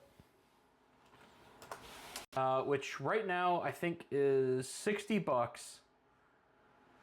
It's the core book and pretty much everything that I've shown here besides the storyteller screen. That's the only thing it doesn't have. What I would say, though, is that for the most part, which this is a platinum bestseller on DriveThruRPG, so like that means I think 1,000 people have bought this and thought it was cool. It might even be... Oh, yeah. So there are not too many platinum sellers in general on DriveThruRPG. This is to the Mega Bundle and then the City Beneath. Honestly, you just need the City Beneath. You really don't even need the storyteller screen. Again, because like all of the rules that you need for Heart are realistically on one page, and they make that page isolated so that you could print it out. It's this page. This like tells you literally everything you need to know to play this game. The fallouts and stuff are those are obviously like listed on certain pages, so you may want to bookmark those pages. But otherwise, everything else is all condensed into a single page, which when you're able to do that, it's kind of amazing. So Monty Cook has the same feeling that like you can get everything you need to know out of a Monty Cook like system all in a single page document that you could hand to someone. So I would say at least if you were looking to get this, I would get the core book first. And Rowan, Rook, and Decard do make a lot of other RPGs. Heart and Spire have really become their like flagships. If I recall, the last thing they released, this is their website, by the way, in case you wanted to take a look at their stuff, because if you want to buy a physical copy of this book, it's $50. But I want to say the last of their game that they released was called Eat the Reich. Yeah. And Eat the Reich's premise is insane. You are basically a vampire having your coffin airdropped into the back end of Germany during 1943. And so, like, you splatter and break out of your coffin and hit the ground, and you and your friends are trying to eat your way through the Reich. Which is insanity. Yeah, what a rad concept. Yeah. And again, like, ODSTs in World War II. The art in it is unbelievable. Because the book is actually, when you see the cover of the book is your vampiric character looking out. Let me see if I can add. I don't know that I can. Yeah, but it's basically the sealed coffin that you're being airdropped out of, and like a pair of eyes staring out, which is just crazy. So they make some wild shit, but Heart has definitely, it's like a thing I really want to mess around with. Heart in itself is really only designed to be played for like 6 to 10 sessions. And after that, you probably have got to the point that your characters are going to start hitting their zenith beats. And they're going to start being able to go out in a way that like will kind of complete their character. Because that's really, ultimately, that's what you're looking for, is you want to bring your characters to the point where they're able to resolve their characters' like backstory. And when you choose why you're in the Heart, so that goes back to your motivations for going into the Heart. It's gonna ask you questions, and when you answer these questions, that's gonna basically build your character for you. It's going to bring you through to the point that you're actually going to have like a pretty detailed background. So I think they did an excellent job at encapsulating that. Also, hello, Goofy Chicken. They're calling out to you, specifically called. Well, yeah, I said something about it earlier. I think good. it confused you. Sorry. The shared chat thing I'm still working on, and I need to keep up with. It's not much shared, because I'm not actually streaming. It's just that, I got to send a thing out to my followers of like, hey, come check out this guy. Gotcha. Because I'm being a guest. Okay. Well, thank you again for guest starring. Unless people have questions or want to poke around at stuff, that's kind of all I had prepared, so.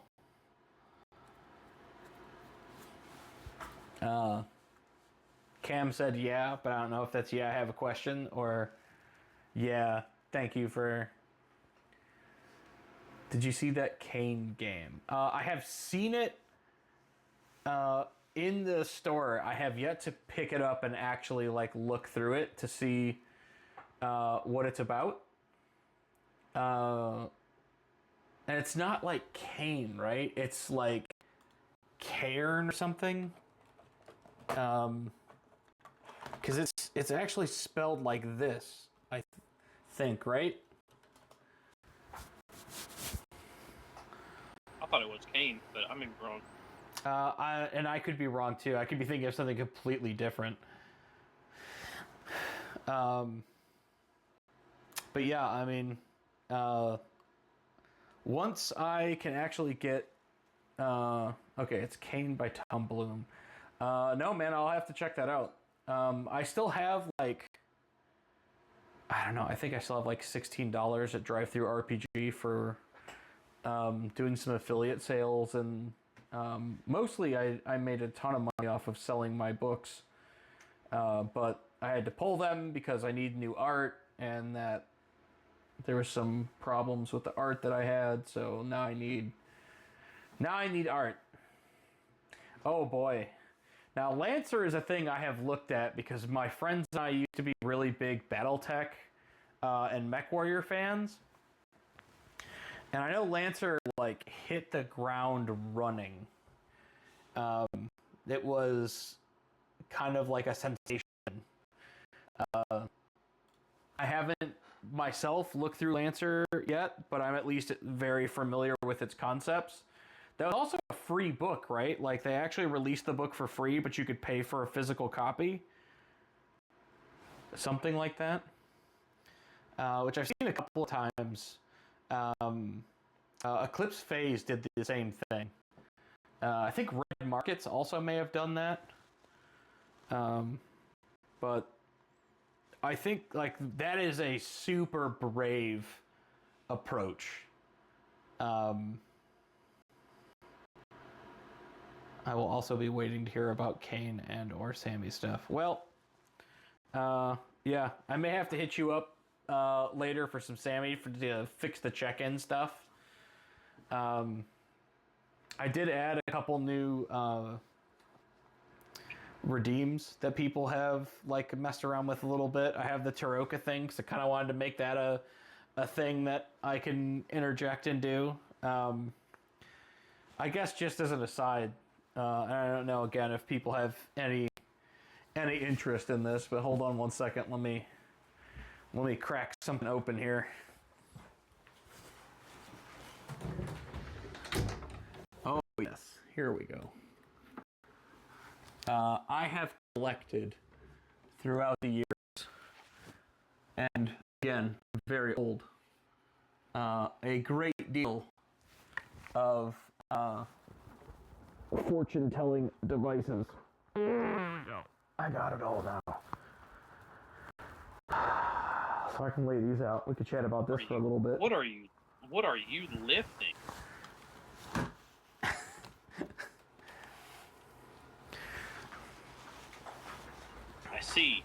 I'm seeing. One of them was way back there. So one, I forgot this was upstairs. This is the other Taroka deck that I was talking about. So just to see them side by side. But again, these are like much smaller cards. Because I think these are actually playing card sized. Yeah. And again, like, I don't know. The tarot card size. Yeah, I don't know which one I like better. Because, like, they definitely seem like... which I guess if, again, I could turn my... I could turn my light back on so you can actually kind of see these.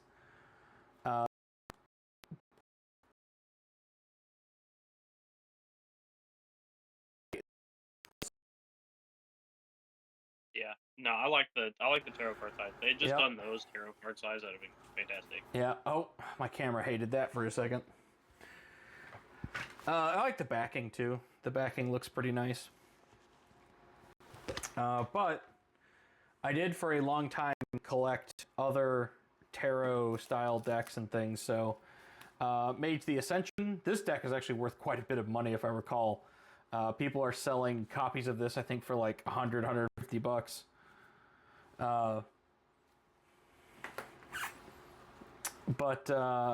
Yeah, I mean, these are awesome full art. This is, again, another tabletop game that they released a tarot deck for.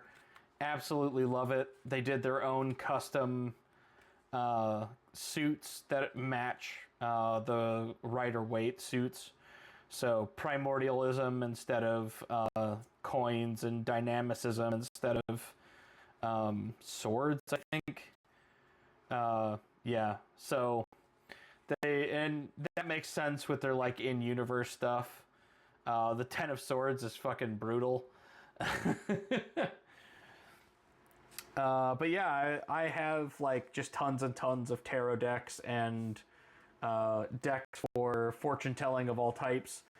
So not only do I have like tarot style decks, I have a deck that's marked with a this is like an actual 52 card playing deck that is marked with all of the suits and cases for a system called 52 Devils. So this is another like fortune-telling type system that actually, like, a buddy of mine kind of helped put together. So that was super cool. I have some, like... and I saw this, and of course I had to buy it, which is the Ouija Mystifying Oracle playing deck. So it's actual Ouija card, or Ouija board style cards. Which, like, oh man, you know I had to own that shit. And to give another thing, like, I am slightly obsessed with Ouija boards. So, like, this is my mouse pad.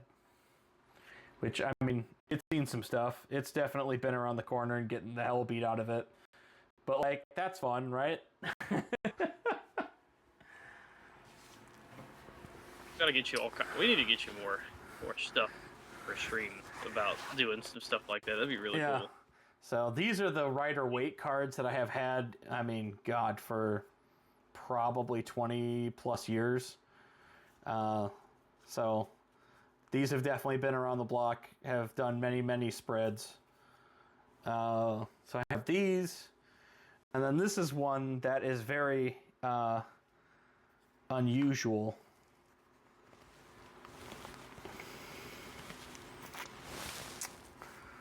These are called Lenormand cards. They're read extremely differently than any other cartomancy system that I've ever seen. So where a single card in another cartomancy set gives you like a full understanding of some aspect of it.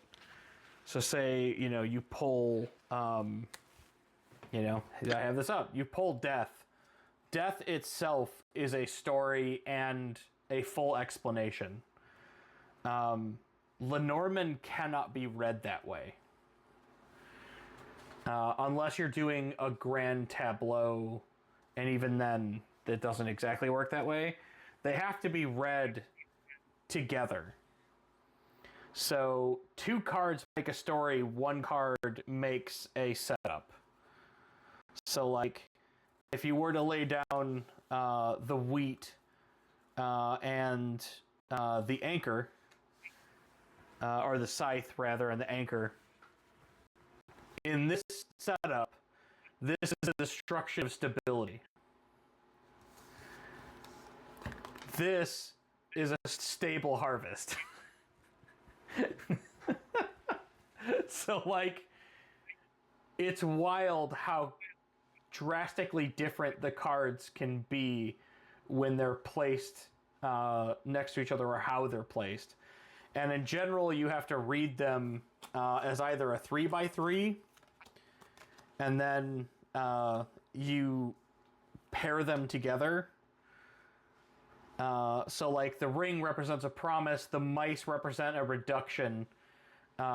Because the mice are under the ring, it is an undermining, a thing which is going to inevitably erode this promise.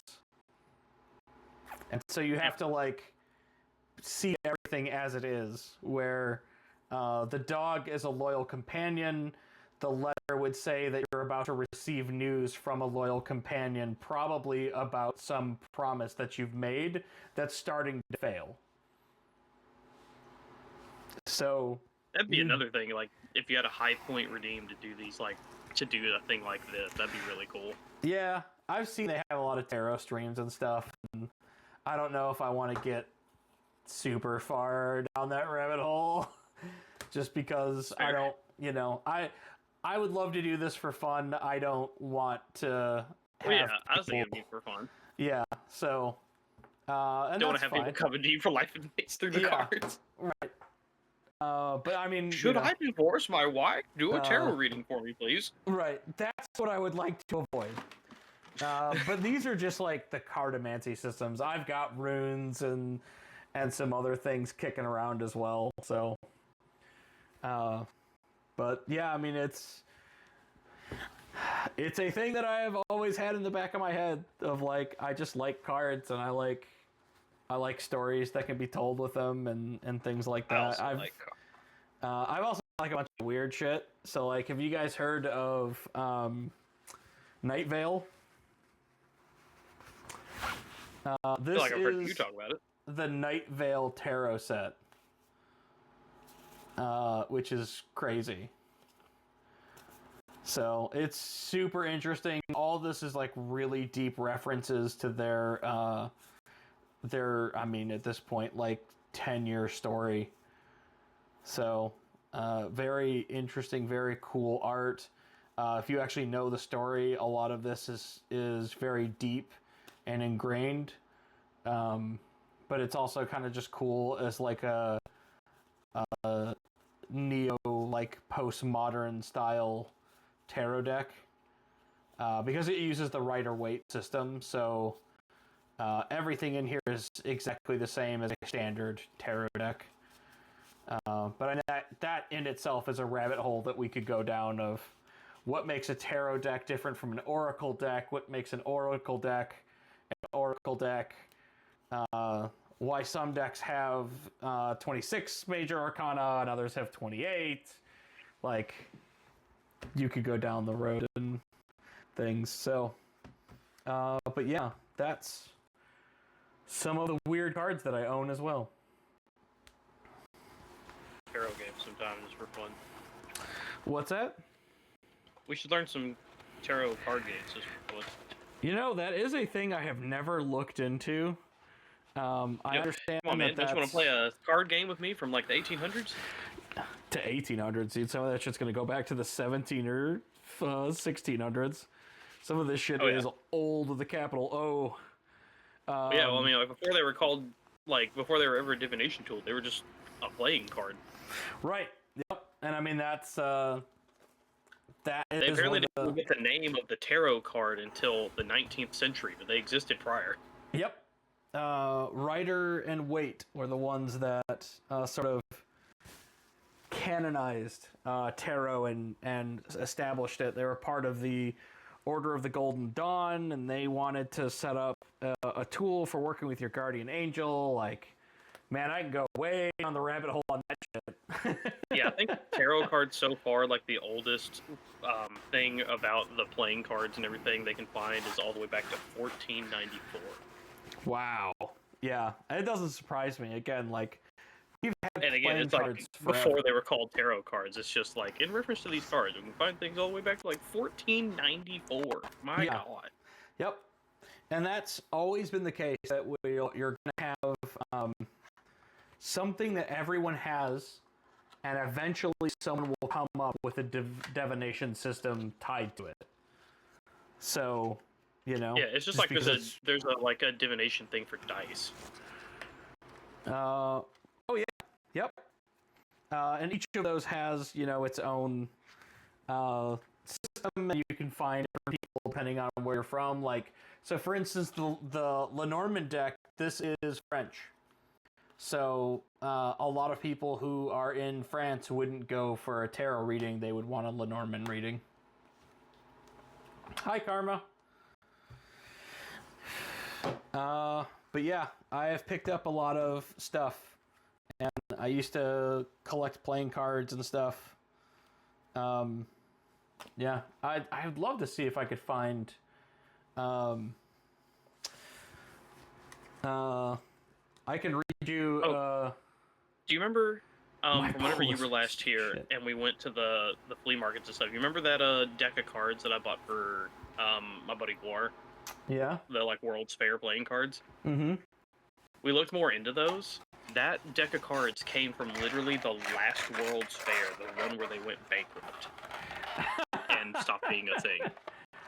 Oh, so those, I mean, that could be worth some monies. and you bought it for me for like a quarter? Yeah, I don't know. Look it up, see if you can sell it for anything. No, man, we would never sell that. That's a piece of history. Yeah, that's true. That's cool. Karma, if you want, I'll pull you a Taroka card. I could do a quick Taroka spread. Because that was the thing that we were going to do anyway. Especially since I can't get that fucking box to close. First box. No close. Only open. Yeah. just makes me crazy. I wish that this stuff would, because you know, if you can't close it, then like now you're afraid you're gonna break it, right? Yeah. It's gonna get caught in something and tear or some Yeah. such. Yep.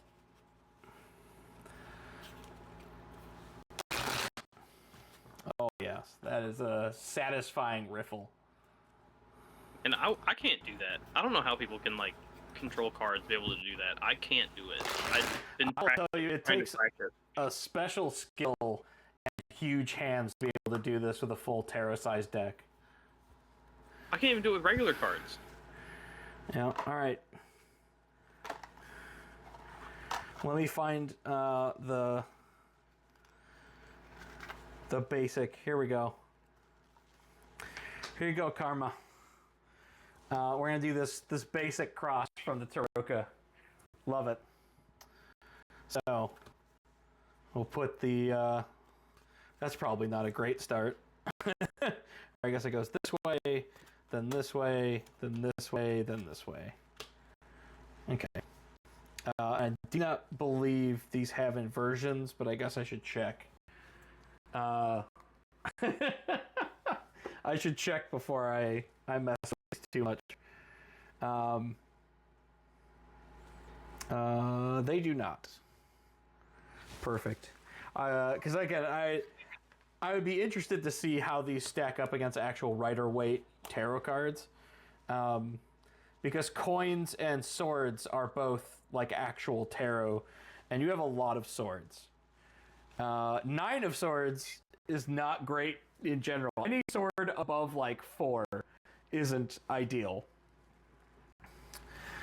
But I'll be seeing what their special meanings for some of these things are. I'm also interested to see. God, I have to fix that. That makes me so mad that is still pulling. It's got to be pulling from like a folder source that I don't remember is there. Yeah, rare sighting of a TTRPG enthusiast is right. Capital R rare. Anyway, so Karma. We're gonna do this, and then I'm gonna bounce on this. So, the way that this reads out is you have the focus, the past, the present, the future, and the outcome. Which the charlatan is the outcome doesn't feel great. Charlatan. Yeah. So, 9 of Swords, according to them. These actually do have reverses, but that's all right. We're not going to deal with that. So 9 of Swords for them is the Torturer. Creatures of dark purpose, violence, and insanity. So that is essentially a person that is actively causing you harm or discomfort. That is the current focus. We have a major arcana from this set, what they call the Magna Fortuna. And this is the broken one, which is something which is broken that must be healed. This is actually getting wildly close for comfort. So this is the past and influence, something that has been broken or harmed that needs to be mended and put back together. And then at the top here we have the present, which is the 6 of coins. The 6 of coins is the beggar, reversal in fortune. This is someone who is asking for handouts and needs financial assistance. And here we have the future.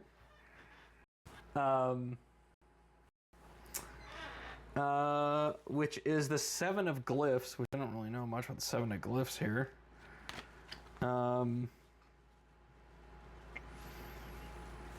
Which actually, and these two specifically were upturned, so we are actually going to do that because I do see that there are reverses.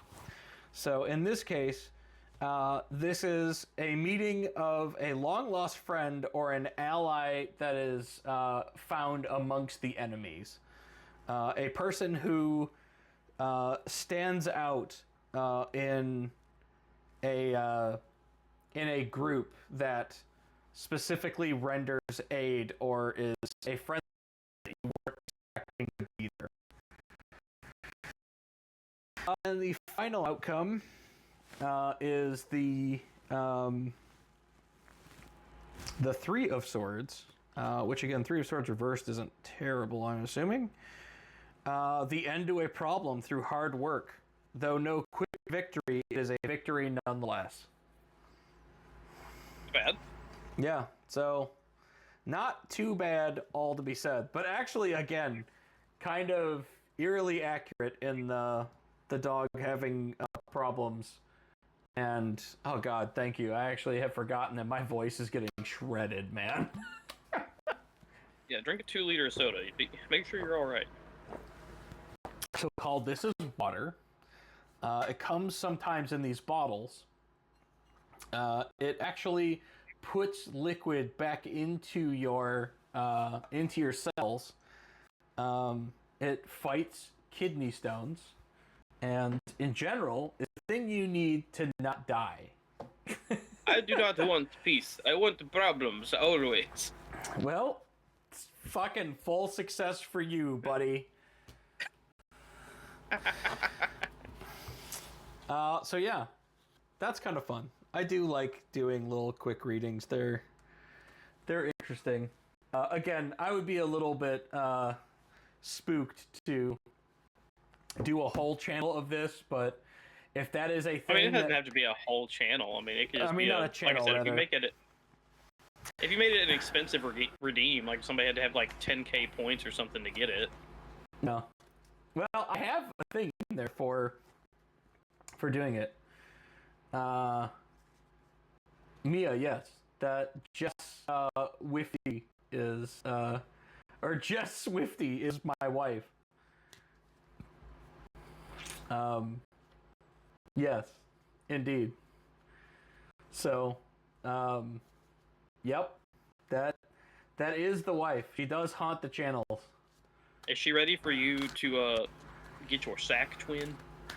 So that arrives tomorrow. Oh boy. Yep. Yeah, and again, like, Mia, what are we doing with these magic sacks that you've decided we had to own? Like, what does this mean? Look, How does it work? I've still got to order mine. Okay, yes, I understand that it is a sensory sack or what have you. Why are we owning it? What are we doing with it? Being sack buddies. Are we doing a stream where we're all going to be in a sack? I mean, inquiring minds wish to know. Oh boy, that would be funny if we were to do a three-person collab and we're all in our sacks. Yeah, that's. I thought that was why we were doing this. If that's not, that's fine. I mean, we could just all have these things, I guess. Yeah, I guess just. I am very afraid that it's not going to be a comfy hug. I am afraid that it's going to be What are you afraid? A crushing hug. He's afraid it's going to be a tight fit. Yes.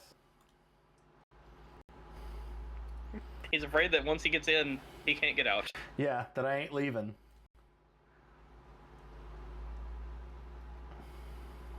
She believes in your sack, buddy. Okay, here we go. She may wheeze if you can't get out. Called, I think I may have fixed the chat.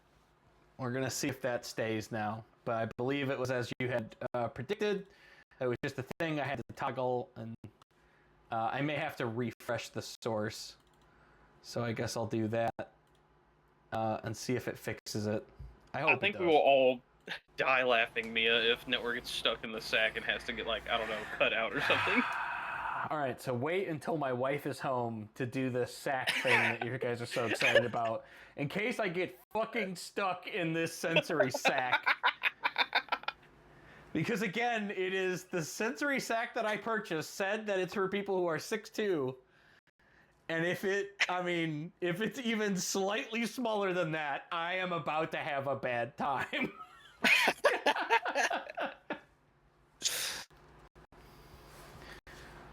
She wants to watch you struggle. Oh, good. What could possibly go wrong? Stuck. She wants to watch. Okay, again, so are we doing a stream with these sensory sacks? Is that what's happening? I would be up for it. I will absolutely throw these cards for one more person if someone has. Do them for Mia. Read Mia. I mean, all right, look, I've got a credit card. I can get this. I can get this sack on a credit card. Didn't you put it on your throne? I did. Okay. You're telling me that people haven't bought your throne stuff? They haven't sent you a Shibiri book? No. Ain't nobody done shit. I can add shit to your throne is funny as fuck. I have to approve it, but yeah, I do have it open where anybody can suggest something, and then I can approve or deny it. But you have yet to deny anything that... I have denied whenever somebody put up the maid outfit with a butt plug. That's intense. Wow. I did deny that one. Yeah, I could see why. The cat maid outfit with a tail butt plug, I did deny that. Okay. For whoever put that up there, I denied it. Fair. Because it was from Anonymous, just as everything else has been. Yeah. I'm not gonna put our names on that.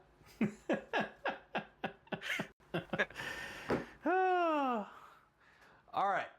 Well, if no one else wants these cards to be thrown, I said throw them for Mia. Yeah, but Mia hasn't said that she wanted it. I'm not throwing it for people that haven't said anything. It's not about if she wants it or not. It's yes, about it is. Being forced to. We're all about the consent on this channel. So, okay, she has agreed. So here we go. Look, I have placed my order. I'm going to remove the sack from the throne now. Okay. I mean, you could get two, and then you and Doge can be sack buddies as well. Yeah, but she would need like a blue one. Ah, fair. I guess that one with a green you do have to get the color, right? Mia, do you want to find a perfect sack for Doge and send the link to her? Okay. Here we go. We have the focus, the past, the present, the future, the outcome. Oh, the spirit. Interesting. Okay, and I will not flip these as I have discovered that they do count inversions. Okay.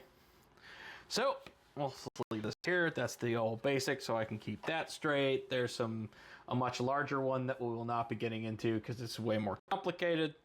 It'll also take a real long time. So, the 9 of Stars, which is the Conjurer. In this case, it's the 9 of Stars inverted. So the 9 of Stars is someone who is looking for a vital truth that has not been given yet.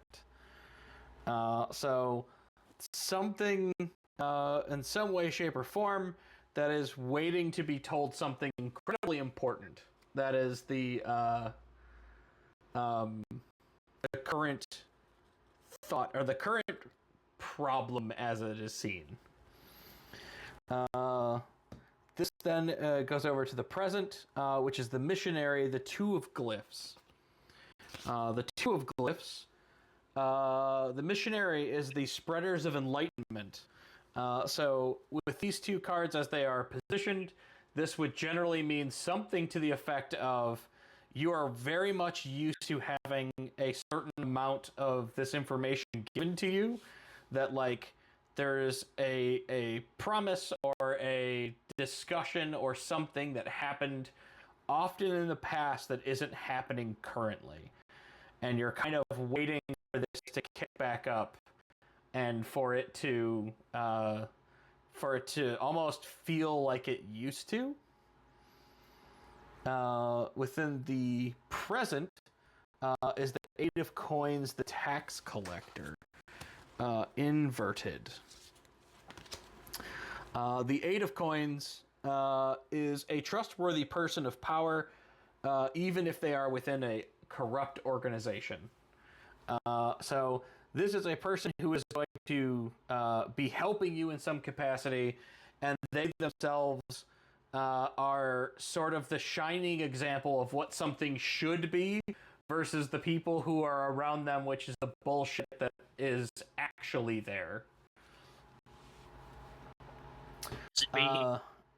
Then we have the future, which is again the beggar, Six of Coins, which is someone who is asking for money. But in this case, this is a radical change of fortune. And in this case, like, radical change in that you are... This is a positive change versus a, like, loss. You're rich. Yeah. So, the coming into some amount of money, which is kind of nice to see in the future. And then this is the final outcome, which is the Spirit, which is a another one of these Fortuna Magna, which these are interesting because all these are different than anything I've ever seen in another set. And unfortunately, where's the rest of the Fortuna Magna? Because I don't think I see the Spirit on here. Do I? Oh, yep, there it is. Okay, so this is the Spirit. It is inverted, which in this case is very good, because the non-inverted version is basically a thing from your past coming back to haunt you. Inverted, it is a positive influence from your past that is returning to aid the person in question. So, between here, I mean, this is actually, pretty good. Although, weirdly, it, all of this is money, and, you have a lot of money thoughts and issues here. But then this is all about, communication and being able to find an unspoken groove with communication and messages being passed. And then you have this, which is a person or thing from your past coming forward to actually help you out instead of causing you grief. So, I mean, all in all, that's pretty solid. Doesn't feel bad, at least. So, there you go. Hopefully, the message or the thing that you're looking for, you haven't heard yet, will come to you soon. Though the cards have not said that it will. It speaks more of financial woes and worries being resolved, more than communication being restored. So there is that. But otherwise, yeah, I have put this redeem or a pull the Taroka card. I may take Call's advice and add a 2,000 point thing of pull a Taroka spread. I would like to actually read with these more because I think they're really interesting. But I will say they are also kind of harsh in that some of these things can be pretty brutal. So, maybe not for the faint of heart. But anyway, we talked about heart. We did some Taroka polls. I mean, I think that kind of is gonna do it for this week. I do not know that I will be doing streaming next Sunday. I gotta kind of decide what I'm gonna talk about next and come up with a fun way of doing it. I definitely think that perhaps this is a bit more long-winded than people are actually interested. People seem way more interested in the cards. So, I don't know. I mean, I like getting to learn all these games and stuff and hearing what you got to say. And, like, it's getting exposure to stuff that I would never have exposure to regularly. And that's kind of my hope. I definitely think there's a lot of cool games out there that that people, could get a chance to play and have a lot of fun with. One of the things I would like to talk about, and maybe I'll schedule this for next time. Yeah, that's the other thing. In general, is that I would love to get more visuals and pictures and stuff for people on their phones, but it's going to require me to do a ton of pre-work so that I will slice these books up and grab all the art and stuff. But man, you could also have it to where if you had a toggle you could turn on for your browser, and you could always just show things through your browser. Yeah, but that is the thing I'll have to look at, and maybe I'll talk to you guys before I do my next big stream. But Old Gods of Appalachia is definitely something that's on my radar if I want to talk about this. That book this is cool. Yeah, I really like this. This is like a faux leather hardback. This is the Super D Duper D special edition. And man, this is some cool shit. Definitely love this game. Super interesting horror aspects to it that I think are pretty cool. As far as stream decks go, I actually have a iPad that I can set up to be a stream deck. So, I can makeshift one in that fashion. Yeah. I don't know, it's going to require me to actually do a lot of work ahead of time before the streams, so I can't do them very often. Because I actually do a lot of stuff. This is a thing that I do sometimes when I can, and I'd like to do at least one a week, just to keep the channel going and such. Yeah.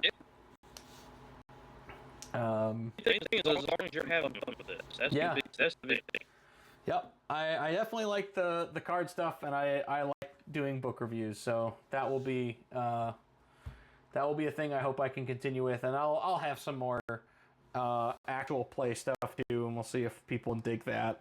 But anyway, I think we're gonna raid out. Who do we know?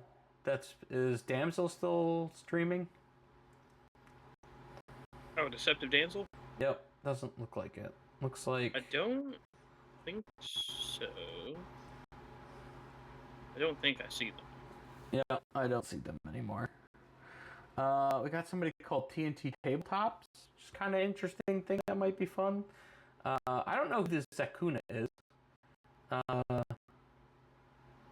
Goya is doing a thing.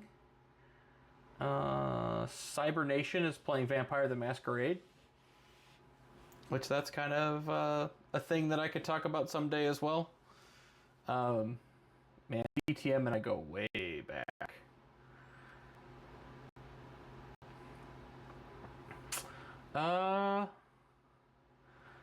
Let's send you guys to Goya. She is doing retro games, which may be more interesting for folks that are looking for more of that. I think Called, you would really like her channel. Yeah. She does a lot of cool stuff, and she does it all on original hardware. So That sounds fucking rad. yeah, she captures it all, and her husband actually like go hunting for parts and stuff. I think she's Canadian as well. For those Canadian of us. But the Canadians of us. Yeah, I may put together a cartography or cartomancy stream. That might be a thing that we're gonna do. I think people might dig that. So we'll see. All right, guys, thanks for coming by. Thanks for letting me tell you about Heart. I hope you found some cool shit. And for now, I will catch you guys later. Bye, everybody. Au revoir.